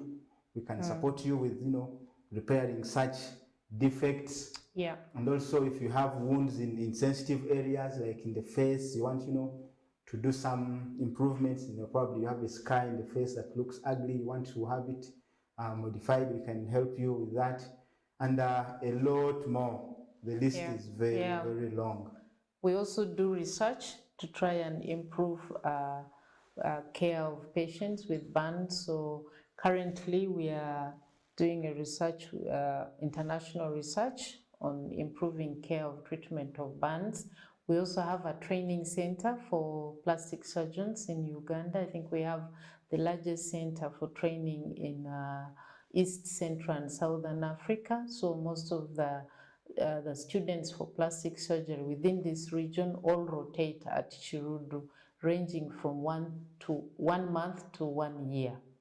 For all the services at Chirudu, first of all, is free services at Chirudu because it is a government hospital. And to access the services of plastic surgery, we are open 24/7 for emergency. When you report at the emergency level 1, you'll be directed to level 4, where we treat the emergency for plastic surgery. We run our outpatient clinic every Monday to Friday, starting from 9 to 10 a.m. until the patients are done. So you can either you access us through emergency or you access through OPD. We do surgery from Monday to Friday, but we have such a large team that we divide ourselves. You'll have the OPD team, you have those in the wards, and you have those that are doing surgery. So except on weekends where we only deal in emergency. So the department works 24/7. You're all welcome within those stipulated schedules that have been shared. We are very glad to receive you and serve you. And thank you very much for listening, and thank you very much for following the discussion. Have a good time. My parting shot is on burns prevention. I think all of us can do a lot to prevent burns, especially in children below 5 years, by one, looking at the risk factors, have identified cooking place, make sure all things that are hot are kept in safe places, and please, when children get burnt, seek medical advice.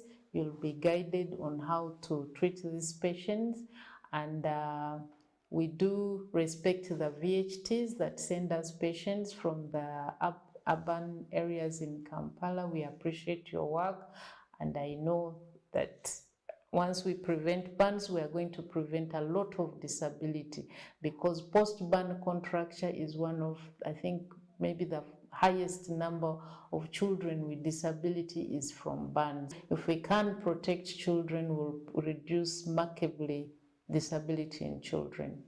Thank you. This message is from the Ministry of Health with support from partners.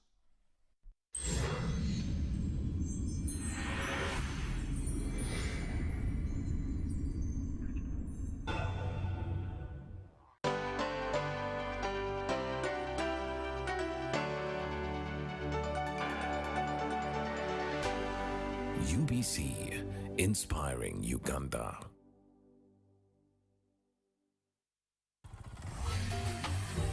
Hello, Kampala, Uganda. In response to the national call of strengthening the traffic security, Good Products Group HGO brand has officially launched the Rider Selection Campaign. Registration is now open.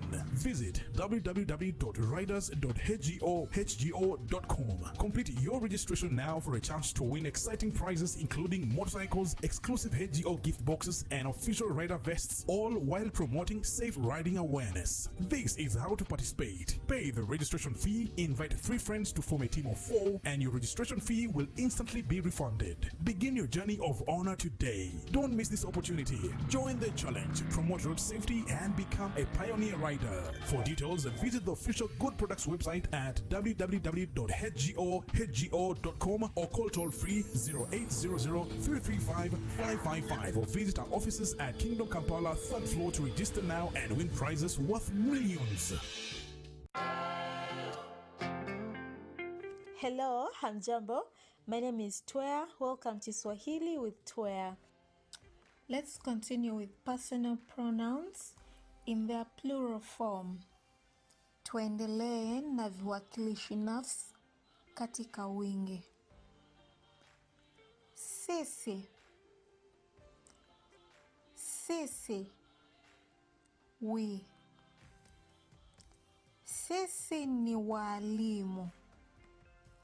Sisi ni walimu. We are teachers. Sisi tunafundisha. Sisi tunafundisha. We are teaching. Nyinyi. Nyinyi. You. Nyinyi ni wanafunzi. Nyinyi ni wanafunzi. You are students. Nyinyi mnasoma. Nyinyi mnasoma. You are studying. Wow. Wow. They. Wao wanacheza. Wao wanacheza. They are playing. Can you practice this? Very good. Vizuri sana. See you again. Tutaonana tena.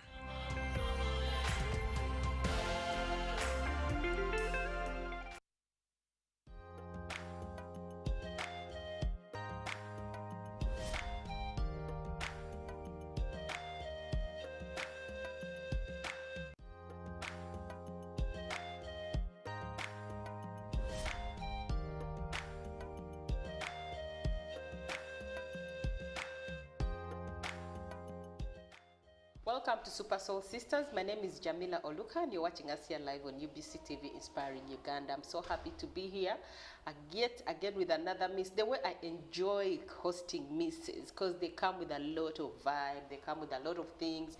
And today we are going all the way to Ankole, Miss Tourism Ankole, and she is Anna. I'm going to be inviting Anna to share her story because she has a very beautiful story that I think it is worth sharing here on Super Soul Sister. I want to give credit to Tushane Creations. You can see every week I come with a new brand. Every week, all this you can get it with her, especially for you plus size women. Please don't be there saying, I am too fat, I cannot fit in this dress. She will measure you and give you the right fit for you. And even those who are petite, please, she has all sizes of the outfit that you need, from the headgear to the I mean everything, just go to her Instagram and check out. She's also, her numbers are also on the screen. You can give her a shout, you can WhatsApp her, and then she'll always be there, ready to help you and to dress you up smart.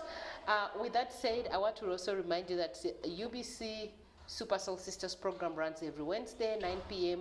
I repeat on Friday, 11 a.m. And you can get us on YouTube and TikTok still, Super Soul Sisters. With that said, I want to thank you again for tuning on to UBC TV to watch Super Soul Sisters. Just know that you are a Super Soul Sister. I want to thank all those people who have been calling me that, oh my God, Super Soul Sisters is interesting. Please keep watching. This beautiful lady you see here, they say black is beauty. She is black and beautiful, and she's the Miss Tourism Ankole. Probably that's why you were picked, because she's black and beautiful. So Anna, kindly introduce yourself, and before we go into the whole experience of being a Miss Tourism Ankole region, I want you to take us back to who Anna is, her full names, where she's born, and a little bit about which schools you went to in your primary. Thank you so much, Jamila, for hosting me. My name is Anna Ahebomjisha. I am from Shema District. I am the current Miss Tourism Ankole 2025. Anna is a girl who was born and raised in Kampala, though I am from Shema District. My parents are both medical workers. Mom works from Zambia and dad works with MRC/UVRI LSHTM. So Anna went to primary school at St. Teresa Chisubi Girls Primary School, and I did my PLE from St. Kizito Mpala. I didn't finish from St. Teresa Chisubi Girls. Then I moved on from O-level and A-level. I had it at Our Lady of Good Counsel, SS Gayaza. Then I moved on to go to Makerere University, main campus, and I had my Bachelor of Arts degree in Literature and German at Makerere University. And now currently I am with Miss Tourism Uganda as a Miss Tourism Ankole. Wow, interesting. You mentioned something that has interested me, literature. I did literature from O-level to A-level and up to Makerere University, of course, the main campus. I did my first degree, and literature was one of the main subjects. So I'm really very happy that you are interested in German and literature. Wow, it's very rarely do I get people who are linguistics in this show. I mean, linguistic and also talented as a Miss Tourism Ankole. Now, you have given us a brief about you, like a summary, but I want to take you back. Being a Munyankole, with all the looks which you have, which related by the Munyankole, I think you get it a lot more. So no Munyankole, no Munyankole. Yes, like you have all the looks, and then your English is so perfect, and then you grew up in Kampala. So do you know how to speak Runyankole? Ego. If you're going to give me permission, I can also express myself in Runyankole. You can greet your people, because I know being a miss, I'm giving you at least like 1 minute to greet your people in Ankole, because they will feel so proud. Okay. Msiyureje basebo na banyabo, amazina ganje nibanyeta Anna Ahebomjisha, ninduga Shema District, ndiyo mwiruntu, ninzira Enjejo, ndiyo mwana wa Kamshaga Zepharian member, na nomukyala Kamshaga Cleophas, and ninzira Enjejo, yes. Ninduga Mshanga Parish, yes. Wow.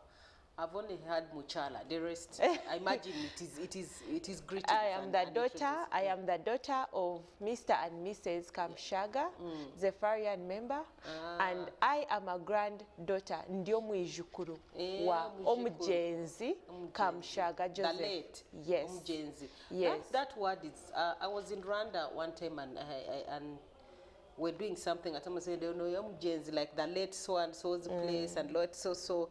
Now at least I know Mujenzi, that one I can't forget. Yes. But you look beautiful. Thank you for coming for the show. And again, I want to take you back. You know, Baganda so Ontwala CPD, Sagala Ontwala CPD. My Luganda is not so good, but at least I know some of that. Yes. So, growing up in Kampala, you were in St. Kizito.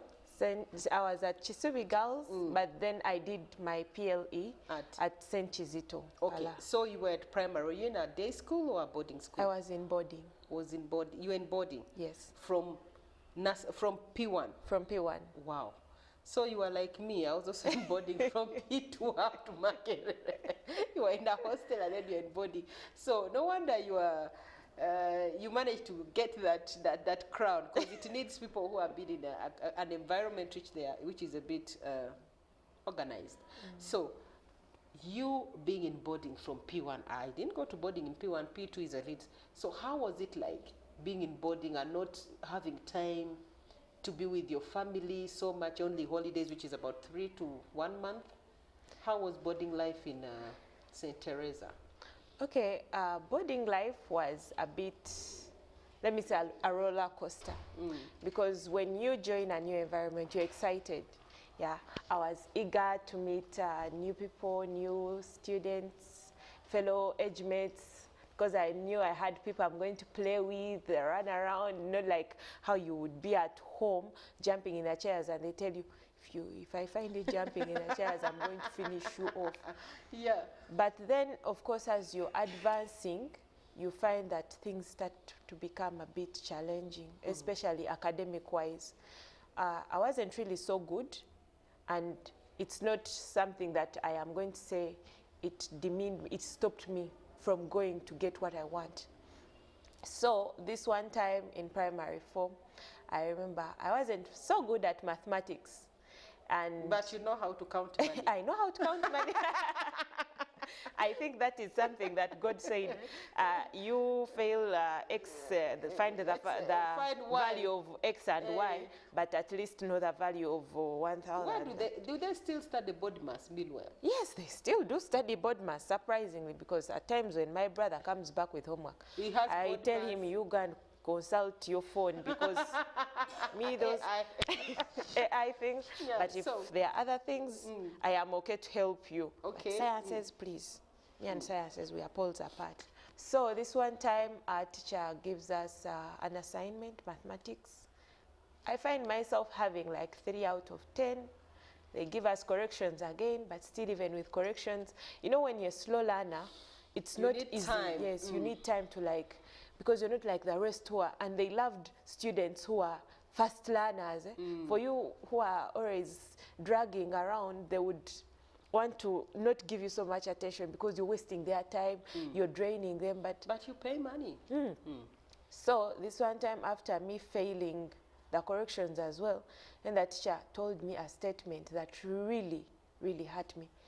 You know, my name is Ahebomjisha, and that name means given the blessing, yes? And I value my name so much. Everyone values their name. So this Your teacher... name defines you. Yes, it defines me, it defines my culture, it just gives me an identity. And so this teacher one time, I don't know if it was out of anger or just her making, but she's like, Toria hebo mjisha, nae oria hebwa stani. Tell me why you would translate my name from being blessed to being given to the devil. That was a statement that I never liked, and it didn't sit well with me. Of course, I told my parents, and as a child, when you report to the teacher... You were in P4? Yes, primary 4. You're still very young. When you report to your parents, of course, my parents weren't happy, and when they talked to the teacher, they had to come back to me that I have Lugambo. And you know, at times when you're in such settings or boarding, they want to train you to become a tough soldier, like endure everything. But it's not, it doesn't have to be like that. You don't have to endure someone with bad manners. You don't have to endure someone who is like making it uncomfortable for you to grow. Yeah. And so that thing really didn't sit well with me. And you know, with children, they will laugh at you, make fun of you, and say that, for you, you're bad, you're what. I mean, we all have bad manners, but how do you make someone like, you know, realize their mistake? So for me, that teacher wasn't correcting me. Yeah, that was just like offending me, because you cannot call me a devil. Anyways, that aside, I forgave her, I let it slide, but it kind of, I see you still feel it. Yeah, every time I talk about it, like, it doesn't sit well with me, because I wouldn't even want to like say I'm translating someone's name. Yeah, unless they have given you permission, sometimes you can joke with a friend and then like you have that inside joke, when you're a closed circle. But just someone you're meeting on formal terms, you have to be respectful. Yeah. Yes. Yeah, wow, that is quite something that I think it's not very well for teachers to name children.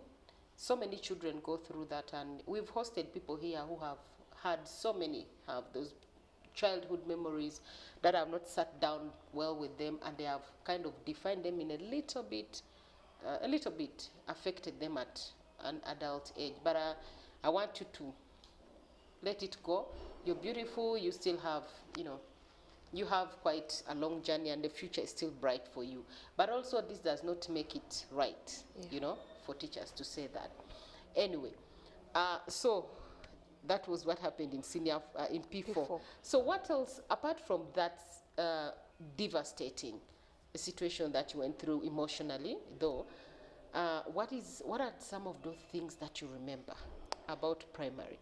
That up to today, when you think about it or when you meet your friends, you're like, that thing. Primary, actually, I don't remember much, but at times my colleagues, they do remind me. They told me I used to over-ask questions, especially towards time for lunch. And that is annoying. Yes, I know. Yes, and so that happened, especially we used to have math classes towards lunchtime period. Usually, I think they put it around, if I remember very well, before midday, because the one when your brain is still sharp. Yes. Before midday, and those 2 hours. So at times, but I used to do this to dodge teacher's assignment, so that teacher doesn't give us so much work. For them, they thought I am delaying them for food, but for me, my trick was to avoid. Let teacher give us 5 numbers, because when he has short time, he's going to only give us 5 numbers. Yes, and the bell rings. But if you keep quiet, he's going to give you something like 10 to 15 numbers, and he expects you by the following day, they are done. And some of us, we know our problem. So you would keep asking, even if you've understood the point, you keep asking and asking and asking, so that you can keep buying time for him to only have limited time to give you a few questions.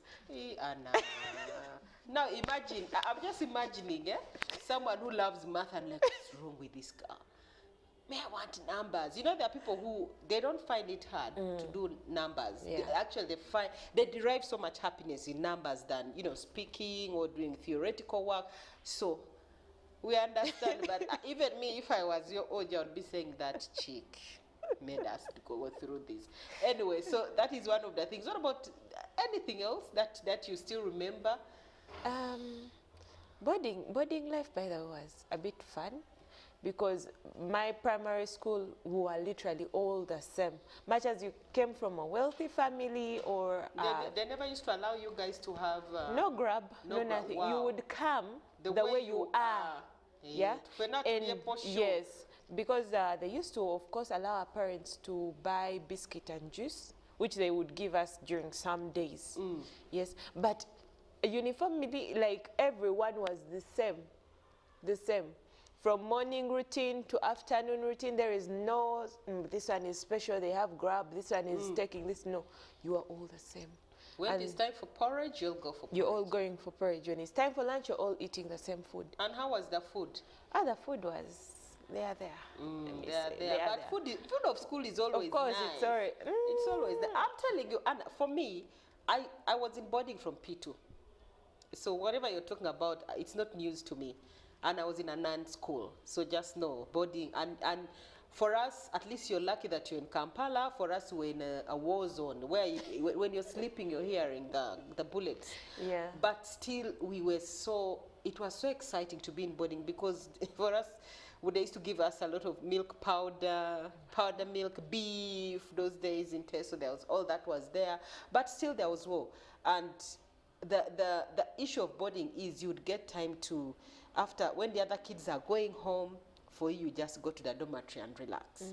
But still, it's interesting, and school food is always nice. It's always nice. It's just that people have that perception that, oh my God, it's pork and beans, but don't we eat pork and beans? Of course we do, but at times there are days where they would prepare it in a way that maybe like they have angered either the cooks or maybe that day you didn't pray very well and then God didn't hear your prayers enough and things weren't good in the saucepan, and you would look and you're like, today this beans. But we used to have an orchard where the sisters would grow grafted mangoes, you know, those short trees. Yes. Oh my God. And oranges. They used to have healthy mangoes. Yes. And so now some of us, during evening hours when teachers are in their quarters, as careers are not moving so much, you are going there to at least get one that you're going to share, the three of you. But let them get you.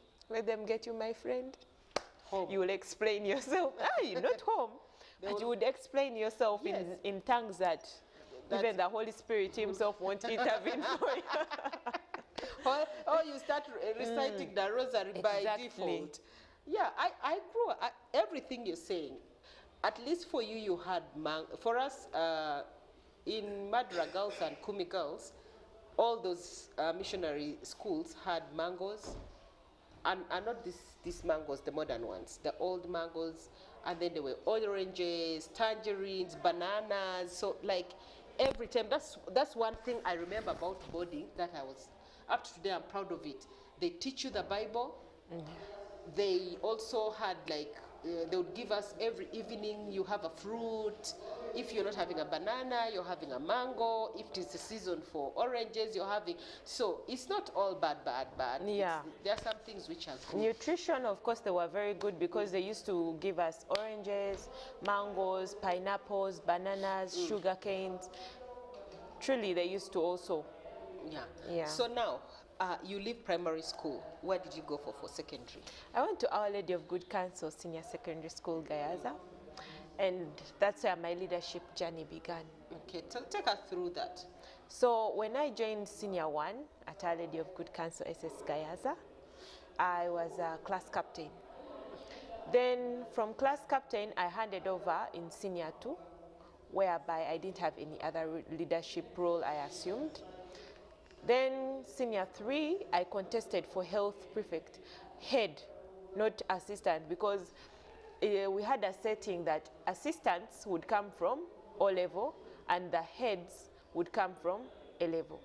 But you know, when you're favored by God, I contested for head. Actually, my application, I wrote health prefect.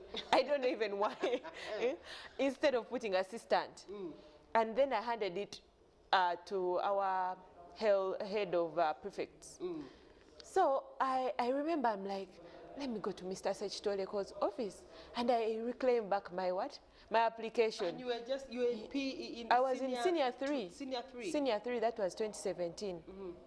So I go back to tell him, he's like, you leave it like that. You never know, maybe it is your chance. So I'm scared. I am like, oh my God, won't they think I'm a wiseacre? Won't they think like I'm trying to assume roles? Or even, what if I fail? Because this post is for A-level students. So I'm like, into the hands of God, I dedicate my application. So also I had another person who applied for the same post, who are from O-level, but she applied for assistant, not head. So time for elections, that time was really a really hard time for me. Because I remember getting into trouble with our matron. She found me washing stockings from our verandas, and we were not allowed to wash from there. And so she assumed that I had flooded the whole place, and I was just washing 2 small little items. I was meant to scrub the kitchen hall. I cried that day, even I missed mass, and that was also the day where we were voting for ourselves. And I didn't vote for myself because I was still on punishment. So I had given up. I had lost hope. I was like, I'm not going to go through because, see the mess I've been through. So I don't know, by the grace of God, Friday comes. They are reading names at assembly. Because you come, you're smart, but not very, very smart for assembly, like the way you would be very prepared. They read my name. I couldn't believe my ears. Yes, head, no, not head girl, but head of health. I couldn't believe my ears. I was like, wait, me? I won an A-level girl? And you didn't even vote? And I didn't even vote? I was like, God, aren't you great? Yeah, because at times we fail to believe in ourselves. We fail to understand that we have that capability within us. Yeah, because we think that we are presented with big titles or big things and we cannot handle them.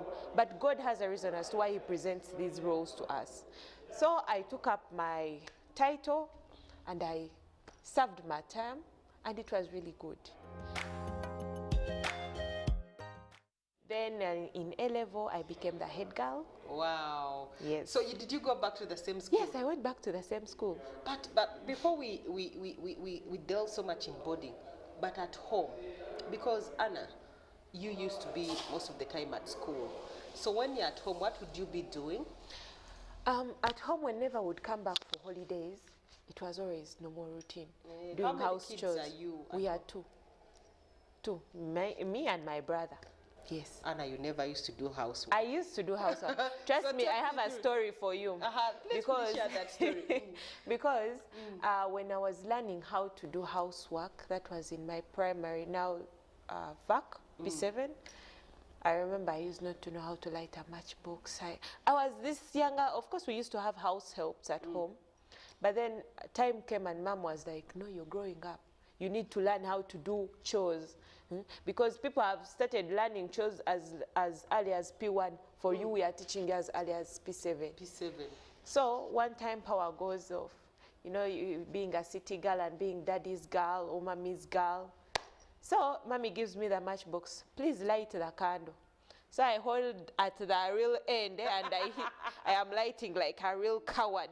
So after lighting, I see it flaming and I'm like, I'm scared. I throw it down. I don't know where the slap came from. That slap in the back woke me up. So they had to call my grandmother, and my grandmother had to come in to like console me. Yeah, and she's the one also who taught me how to light a matchbox. And is your grandmother also in Kampala? No. She's back there in Shema. So have you like now in VAC, did you ever travel to Shema district? Yes. I also even went to Mommy's place in Fort Potro, but that was in 2018. Fort Potro is really a beautiful place. It's cold, yes, but it's really a beautiful place. It is yeah. beautiful. Western Uganda has really amazing places to visit. Yeah. Despite, of course, we are going to advise you to come well covered up. Just like you would want to go abroad to Canada, where those countries that are cold, you go with your jackets. Or if you want to go to Adjumani, don't you carry know, of course, you go wearing light. So every region has a dress code as well. Yeah, especially for given seasons. Yeah. But the places are really beautiful, and yeah, that's how I came to learn how to do work. So when did you learn how to cook matoke? That was in P7. So first take me through. P7 has about 2 months. So in those 2 months, what was your routine like? My routine every day, because we had a house help, so mom would leave instructions for her. Would tell her today, make sure that you're cooking with her. Of course, for mopping, those were things we used to even do in primary. Yes, we knew how to do. Then in boarding, they also trained us how to wash clothes as early as P3. Yes, and to peel matoke. No, peeling matoke was done by the bigger kids because they considered us the young ones, we are going to spoil the matoke. So when you P6, P7. Did you do that in P6 and P7? P6 and P7 once. Okay. Yeah, once. So P7 back, every morning I would wake up having a routine every day. If today I'm learning how to cook matoke, the following day I'm learning how to prepare different sauces. And my first sauce to perfect was meat. Because it's part of our staple food. I know that in Western Uganda, especially districts like Chiruhura, Shema, Mbarara, where is it? Which other district? Bushenyi. Yes. Meat is cooked. And your meat cooking is not so hard. So how did you cook the meat?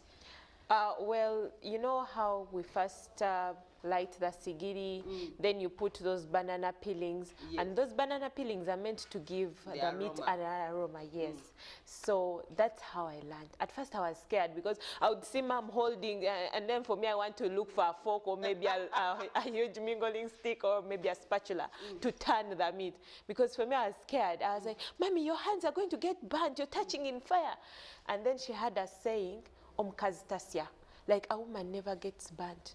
Yeah. Even at times you would see her lifting the saucepan without anything, and you're like, I think my mom is a robot. But nowadays you can do it. I don't risk. I don't risk. Because nowadays saucepans, I don't know what they make the materials.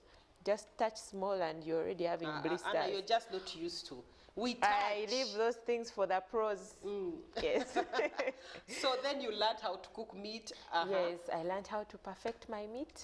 And Mommy was very proud of me, proud of her little girl, and I'm still her little girl. Yes, my worst sauce to prepare was G-nuts. You know, tell us, how did you prepare G-nuts? If I'm to tell you that story, you're going to laugh at me. I want to know the story. That's why you are here. G-nuts they have steps. Yeah. So now for me, I thought it was just like the way you would cook normal like sauce. Put there and then leave. Put there and leave. So I see them turning white and then I'm like, they are ready. So I take them off. I put them down to sit. I'm seeing them filtering. I'm like, what ingredient did I miss? But I put salt, I put the tomatoes, I put, like, you know how you go revising all ingredients. So time for serving the soup. My mom is like, what is this you've cooked for us, my daughter? So that night they had to sleep on onions and tomatoes. So for me, I'm here, very proud of myself. But now have you learned how to cook? Now, trust me, I am very, very good. Wow. Very, very good. Interesting. Yes. Wow. You have a very interesting life. So, okay, now you finished second. Now you go to secondary. You now know how to cook. Yes. So what did you do in your VAC? During my VAC, actually, still it was the same routine because I didn't have that chance of going maybe like to, because my parents are not business people, so they can't take you to hospital and you go operate on a patient. You're not a professional. But still they encouraged me to always learn how to do work and to read. Yeah, that's why I developed from the love, and I knew that when I go to A level, I'm going to take on reading, literature. Yeah. So when, during VAC, that's when I told Mom I wanted to like visit my relatives on her side, get to know where she grew up from, and she really took me around. We visited Virka because sisters, she grew up from a nunnery. Should I say, I call it a nunnery? Like where nuns, a convent, yes. A convent, it's a convent. Yes, convent. So sisters of St. Teresa, we visited them in Virka. They really cooked for us. They really welcomed us because they were happy to see their granddaughter. Yeah, because they're the ones who raised Mom. They were happy to see their granddaughter, much as I also have my grandmother. Yes, she's there. They were really, really happy to see us. They prepared for us. The sisters prepared for me a meal, like as if I had starved like for a year. The table was so full, and everyone was, eat this, eat this, eat. And then for you, for me, my appetite wasn't that high. Yeah, so whenever they would see me eating small, they would feel bad. And I remember sister, I call her Sister Jaja. She gave me... Sister who? Sister Jaja. So she gave me chitenji.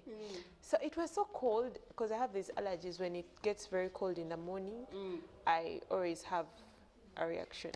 Now she gives me that lasso to cover me. She wraps me like a real baby. She's like, I don't want my granddaughter to freeze. Yes. Yeah. Like I was really taken like an egg. They really showed me love. Yeah, I was able to also go around Vilka Church. I saw it, the place looks so beautiful. And you kept learning how to cook? Yes.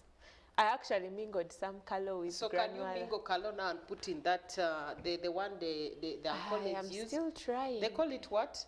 Endiro. Endiro. Because I have sisters who are married to Banyankola, and whenever we go to their home, They do that. And for they us, put in and in my culture, we just bring our kalo on the plate and you eat it. But there they put it, and then they put even the millet. So you know all that. Yes, I know. I know how to do that. But for mingling, I'm still learning how to use sigiri. I can mingle those gas. You will break the. So you use I use the cooking stones, because those ones, even if you keep shifting with them. With the sauce. Yes, you keep shifting with the sauce. We are going for a short break, but before we go for a short break, I want to remind you about Tishone Creations. The number is just there on the screen. If you want to order any African wear, please support her. Also, remember this program runs Wednesday, 9 p.m. and I repeat on Friday, 11 a.m. You can also get us on YouTube. My name is Jamila Oluka. Let's go for a break. We'll be right back. Welcome back to Super Soul Sisters. My name is Jamila Oluka, and you're still watching us here on UBC TV Inspiring Uganda.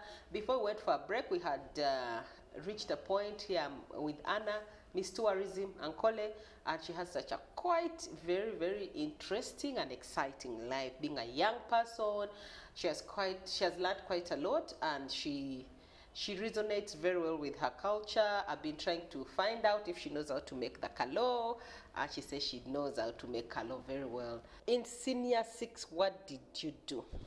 Now, Senior 6, I had a friend called Marvin. He was running a poultry farm, and he had this, he's a very entrepreneurial guy. Right now, currently, he's coaching football, young football players. So he comes to me and he's like, Anna, I have this person who runs a poultry farm, and since you're in VAC, you're at home, you come and learn a skill or two. So I'm like, no problem. So I tell my mom, she's supportive about the idea. I talk to my dad, he's a bit skeptical because, you know, fathers are so protective of their girl children. So I tell him I'm going to be working with these people. He's like, but where? Are you sure you're safe? He wanted me like to stay. He was like, okay, maybe we shall find something that you can train in, but don't leave home. You're going very far. I'm like, don't worry, I'm going to be fine. And my mom was like, let her go and learn. Let her go and learn. So I go to this poultry site. We learn how to market chicken. Of course, we weren't working like direct trimming the birds, snails, and what, or maybe vaccinating them. No, our job was to market. Yeah. So I think that's where I started from, learning how to market. But I did it short term because we were soon resuming what? We were soon resuming school. But also still in 2021, that was COVID time. That was actually before Senior 6 VAC. I remember running for Miss Tourism 2021, and that journey was quite... Miss Tourism when you were in VAC? Yes. 2021 has the youngest contestant. The rest had experience, professional experience. You know, they were already they had established themselves. So me, I come fresh with my mind, just giving it a try. Like I said, when God presents bigger opportunities, it's not that we can't handle them. We just have to accept them and ask for the grace to lead well. So I go and I contest, I try my level best. So during the question and answer session, the time we're having the contest online, my network, you know, when the devil is a liar. On your side. This time he was really dancing. He was really dancing up and down. So my network fails and I couldn't answer the questions, like they couldn't hear me. So that's how I ended up losing, because I didn't participate in question and answer session, but the rest I had done. So I didn't take that, yes, it hurt me, I lost, but I didn't take it as a blow in my face that I can't go back another time, because every year they are always having these contests. So I was a bird in the making, the making of God's hands. So this year I come back strong, bold, confident, and ready to claim my crown. And here I am. Anyone who's out there looking at me, let me be an example for you. That when you have something, or when you think about something, go for it. You never know. Yeah. It is very true. So that means the first time you failed and then Yeah, the first time I you failed. felt bad, and what did your parents do? How did they help you to, to calm down the emotions? Of course, when you're crying, the best thing they can do is, okay, you keep quiet, we are going to buy you ice cream, but you like consoling a child. Yeah, they were like, never know, next time you will do better. But of course, when you have gone for something and you're hoping for victory, like it's hard for you're the one. Me, I took myself out of that pain. Yeah, I cried my 2 days. After then, I was like, anyway, it's okay. Because some people didn't believe in me. Some people were like, you're going to fail. And when they said it and it happened, they were like, you see? Did we tell you are still young for these things? You are still young for these things. And besides, what can you do? You don't have the money. You don't have the resources. Here, it's not because I had money. No. It's because I had support. It's because now I talked to my people. I told them what I wanted. Yeah, I put myself out there. And they were like, okay, our daughter, we are ready to support you. Now, Anna, before Otwala speed, I want to understand this pageant thing very well, because I have hosted a miss from Buganda, yes, from Bukerere, and Buganda also has its own ways and everything. I had the opportunity last year to experience the whole process, the boot camp and all of that, and I realized it's not something that is easy as we see it on screen, but it has a lot of stuff that goes through. So now you are in here staying in Kampala, and I know that these things happen in the region. So take us through, how did you register? How were you able to copy up, yet these things are happening in your district? They always put out adverts on their media pages. So me, I have always been following them up, regardless of whether I am contesting or not. So this time round, when I see an advert on one of their media pages, I contact the numbers. What is the age limit? It's between 18 up to 29. Okay. Yes. So you're supposed to be from, first of all, when you're going for a regional contest, you're supposed to be from the region, you're supposed to be a Ugandan, okay, you're not supposed to be married. Because they know with family can interfere with these things. Yeah, and you're not supposed to have children. Yes, because when you have kids, remember, kids take up your time. I'm not saying that mothers are not capable of doing these things, but the tasks that we are given during boot camp, we don't actually have our phones the whole day. When we are with our phones, it's just maybe like taking pictures, and then you have to go back to the session. Yeah, because every time you have to keep updating your social media handles so that people get to know what you're up to. But for a mother, they are going to call you, your child is sick, your child is this, and also boot camp has its requirements, and you're going to find the load is, heavy for you. And if you're not strong, you easily drop out. So back to the process, you register, they put out posters, adverts, just like job adverts. They put them out, you contact the number. Of course, there is a fee you pay. Yeah, there is a fee you pay. How much do you pay? This time round for us, we paid 70,000 shillings. I thought it is a lot of money. No. But that fee caters for many things. Yeah. So you pay the money and then? You pay the money, there is medical checkup, there is also feeding. Actually, even they don't ask you for money for transport or feeding. Those people fed us well during boot camp. Yeah. So where was I want you to take me through the process. So when you register, you paid your money, and then? When we registered, we paid our money. Then we had a week of boot camp where we went to Bushenyi. We went to Dream Hotel in Bushenyi. You can imagine. Boot camp is more like a military thing. But for us, we had boot camp in a hotel like Queens. Isn't that great? It is. So in that boot camp, what activities were you guys doing? So in boot camp, of course, we do have activities like training, fitness, to keep in shape. Because now on stages, when you're walking and you're not fit, you might find a challenge walking those hills. Remember, most of our activities from profiling to cultural presentation, maybe it's only talent and creative where you on feet, but then also standing for question and answer, you're in hills standing there. If your question session is taking 20 minutes, you have to stand. So how many people are going to manage standing in hills 20 minutes on stage? So they train us fitness. Then in boot camp, you have an opportunity to tour around like the region to get to know the tourism sites of the region and get to learn. Because it's not all about just visiting. Tourism, as tourism ambassadors, we are supposed to know these sites. We are supposed to know what happens so that when we are out there in the public or when someone approaches you and is like, for example, we went to Muga Eco Village and Gardens. So someone will come and be like, I'm interested in ecotourism. I want to visit a place that has a setting like that. So of course I'm going to run back and say like, hey, there is Muga in Bushenyi. Then you get to, you of course have team building with the girls because we form sisterhood, we form bonds. It's not good for you to go in boot camp much as you're all competing for the crown and then you make enemies. No, that's not right. Yeah, you form a sisterhood, you form a bond. And how many were you? We were 5 for my region. And all of us won. Yes. And all of us won. Only 5? 1, 2, 3, 4, 5. Why?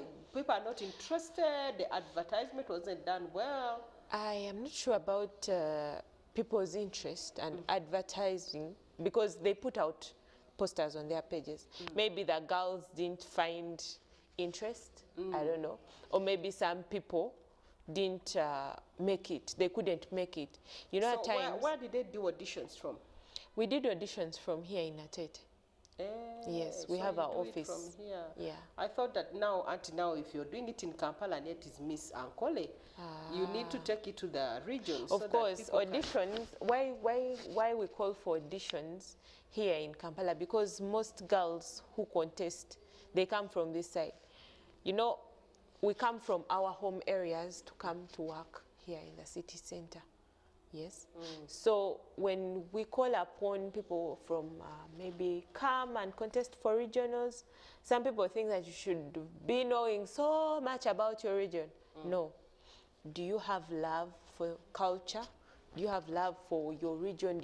It's like patriotism. If you're not patriotic about Uganda, if someone says something about Uganda, you're just going to push it off the table.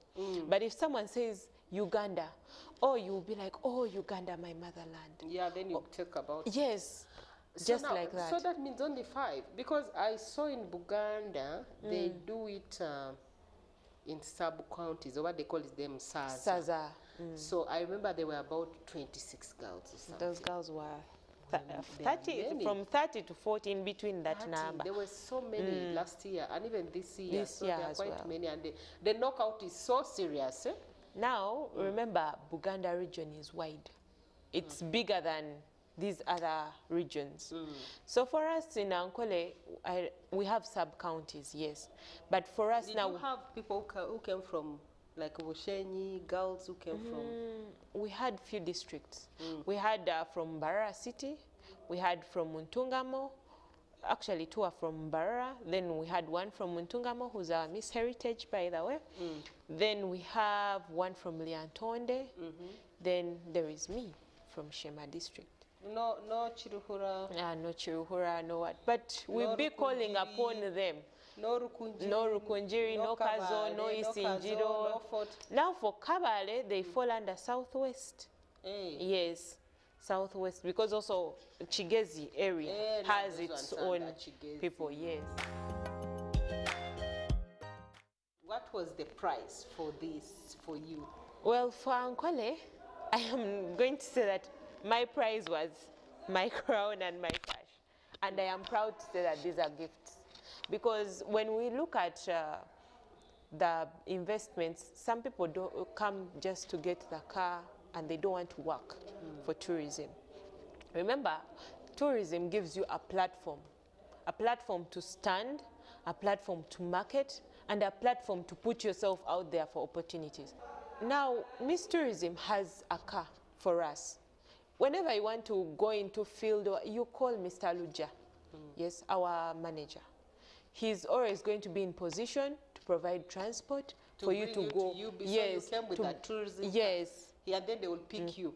They will drop you, they will pick you, they will take you wherever you want to go, as long as you are working for the goodness of the what? Of the industry. Because if you're going to just use the things that the industry has given you for your own personal gains, then you're not helping yourself, you're not helping your title. Now, for example, you see queens who win titles, at times they relax. They know that I've won the main. Where do you get the motivation? It's passion. When you love something, regardless of whether you're being paid or not, like you're benefiting. Now, I didn't expect to meet Honorable Sheila of the Tembuzi Cultural Fund Park here in Namugongo. I didn't know that I would meet her. So through these outreaches that we are moving here and there, we get to meet great people who are going to even push us, yeah, who are going to help us like stand on good platforms and develop ourselves. Wow. I didn't imagine that I would come to this show and be hosted by Jamila. I've been seeing you on TV, and you know, every time you tune and you're like, but now, how do I get there? Yes, what message am I going to share with the people? But now I am here. I am honored to sit with you, Jamila, and talk to you one-on-one. So this is what this crown and sash can do for me. Oh, wow. Interesting. Yes. So now, are you going to contest for Miss Tourism? Yes, Uganda? Actually, we have the contests taking place 5th September, don't forget. Where are you going to be so that we come and support? We are going to have our national contest, of course, here at Serena. At Serena? Yes. And how many people do they allow you to come with? Please, bring the whole village. Okay. Bring the whole village. How much is the fee? I think we shall be putting out those details. Please but give us those details, because we want to come and support you. We cannot, as Super Soul Sisters, all Super Sisters who are out there, if you've been in the show, we come and support our girl for Miss Tourism Uganda. Yes. And you look so beautiful. You really fit in very well. So, as we wind up the show, you know German? A little bit. A little bit? Yeah. You can do the translation? I can speak a little, because right now I'm currently learning the language. Yes, at a school called Goethe Zentrum. If you know the school, it's in Kamocha. Yes. Yes. So I can introduce myself in German. You introduce yourself so that our people who are abroad can understand that we can speak German. Super Soul Sisters, you know. Guten Tag. Mein Name ist Anna Ahomjisha. Ich bin Studentin at Goethe Zentrum. Es ist hier in Zentral Uganda. Ich bin 23 Jahre alt. Ich komme aus Western Uganda. Es ist in Shema District. Yeah, das ist alles. Interesting. It sounds, that is Dutch. It is Dutch, right? German. German, but German, Deutsch. German sounds yes, like they Dutch. do have a relationship, but the Dutch and the people from Austria, I believe, and then northern, southern Germany. That's all Scandinavian countries. Yeah. And they do have like different, like the way you hear dialects differing. They you can have a, yes, but they can understand, there's yes. a twist. Yes. Like the way we are with Angakaramojong. Yes. So we understand each other, but there's a little bit of twist. Just like hearing Bantu language, the Luo, something like that. Yes. Like Basoga and Baganda. Because you people, all the Bantu, there are certain words that you share. Exactly. I told you Mujenzi. I heard it from Rwanda, and then I'm also hearing from me. I didn't know that even in Ankole it is there. Yeah. So anyway, I'm really so grateful to host you. Thank you for introducing in German. I want you now to give us your last advice and what we need, what we should take home every time we think about Anna. Okay. One, I'm going to always encourage people out there to always be confident and outspoken. Like, always know what you want. Always listen to your heart. And I have a quote that I always use. Every great story starts with vigorous beginnings, but the zeal to aim for greatness is what makes the journey greater. So with that, thank you so much, Jamila, for having me. And thank you so much, Miss Tourism Uganda, for giving me a platform to always stand out. Thank you so much to our sponsors and our leaders for always supporting us And my fellow contestants, I know you're out there also doing your work in tourism, doing your outreaches. Please let us keep shining like the queens that we are.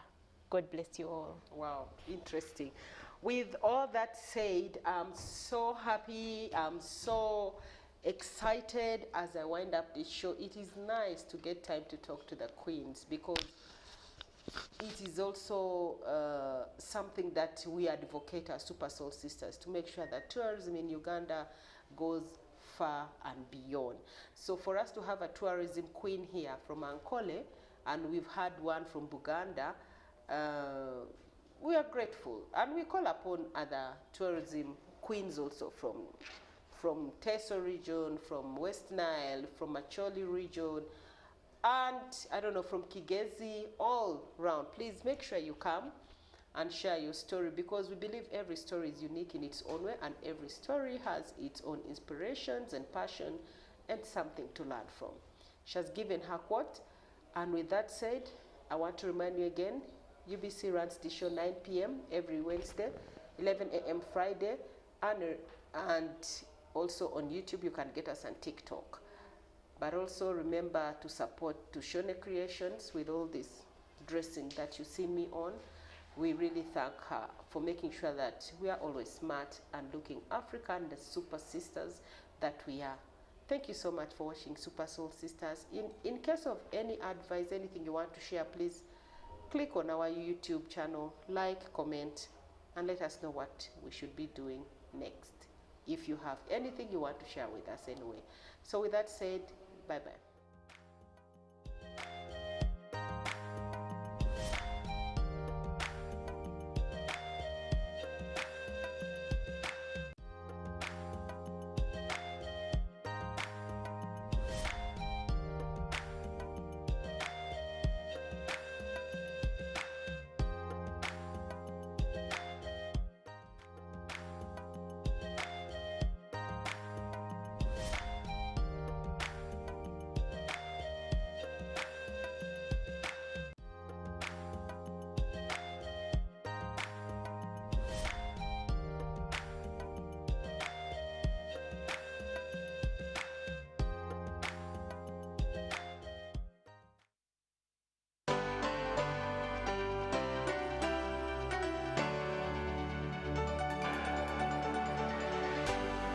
UBC, inspiring Uganda.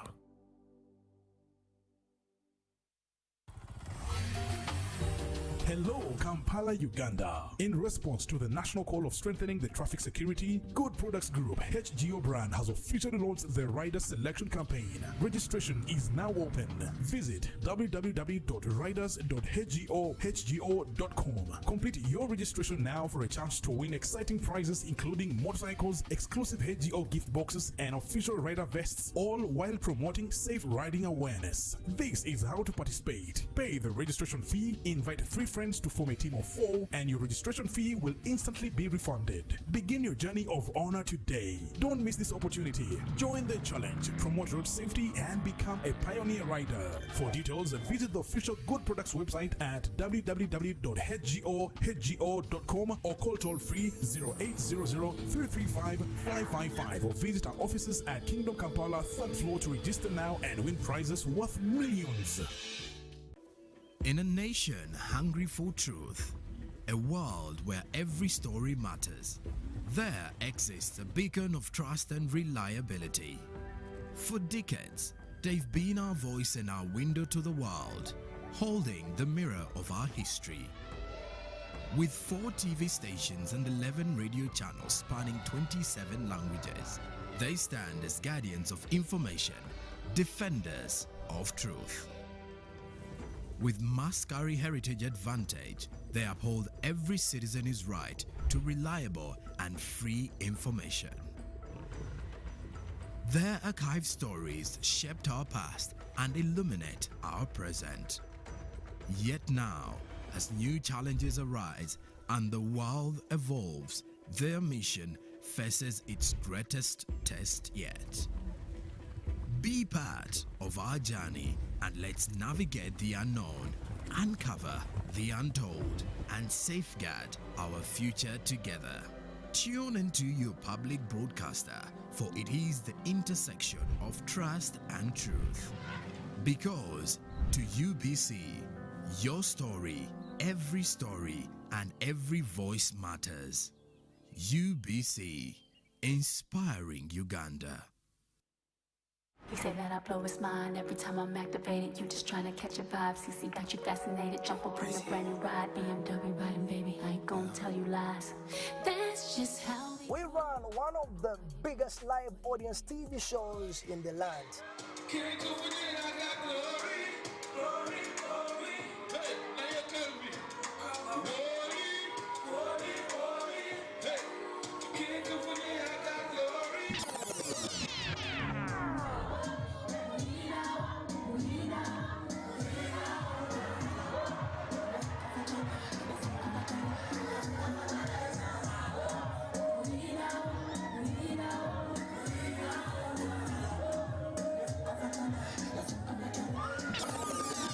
Now this involves a lot of prep, a reliable team of professionals.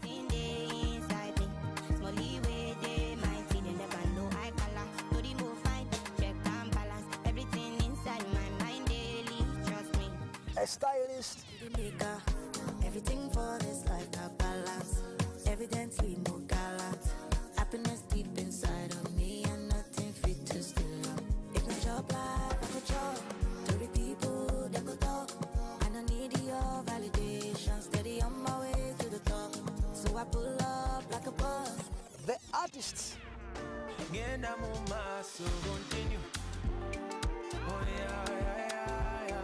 Tekina tekikujjako obufukabira n'obumwami w'ekyokunywa. Bwe tuba nga bye tukola bibanyumira.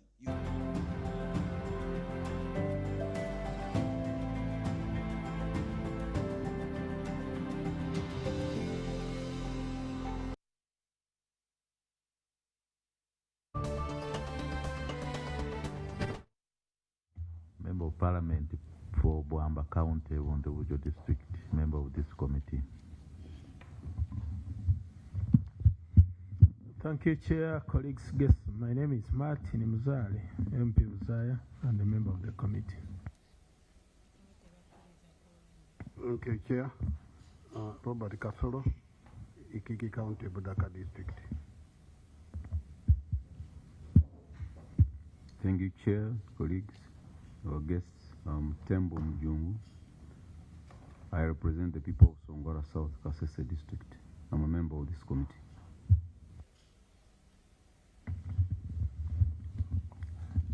Thank you, Chair. My name is Jared Nangoli, Member of Parliament, Yellow Cornos, and a member of this committee.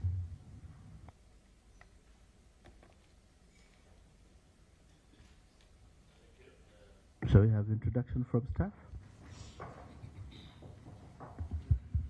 Honorable Chair and members, thank you so much. Good morning, our guests.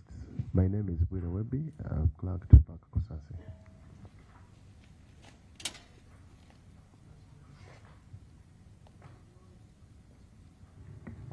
It is afternoon.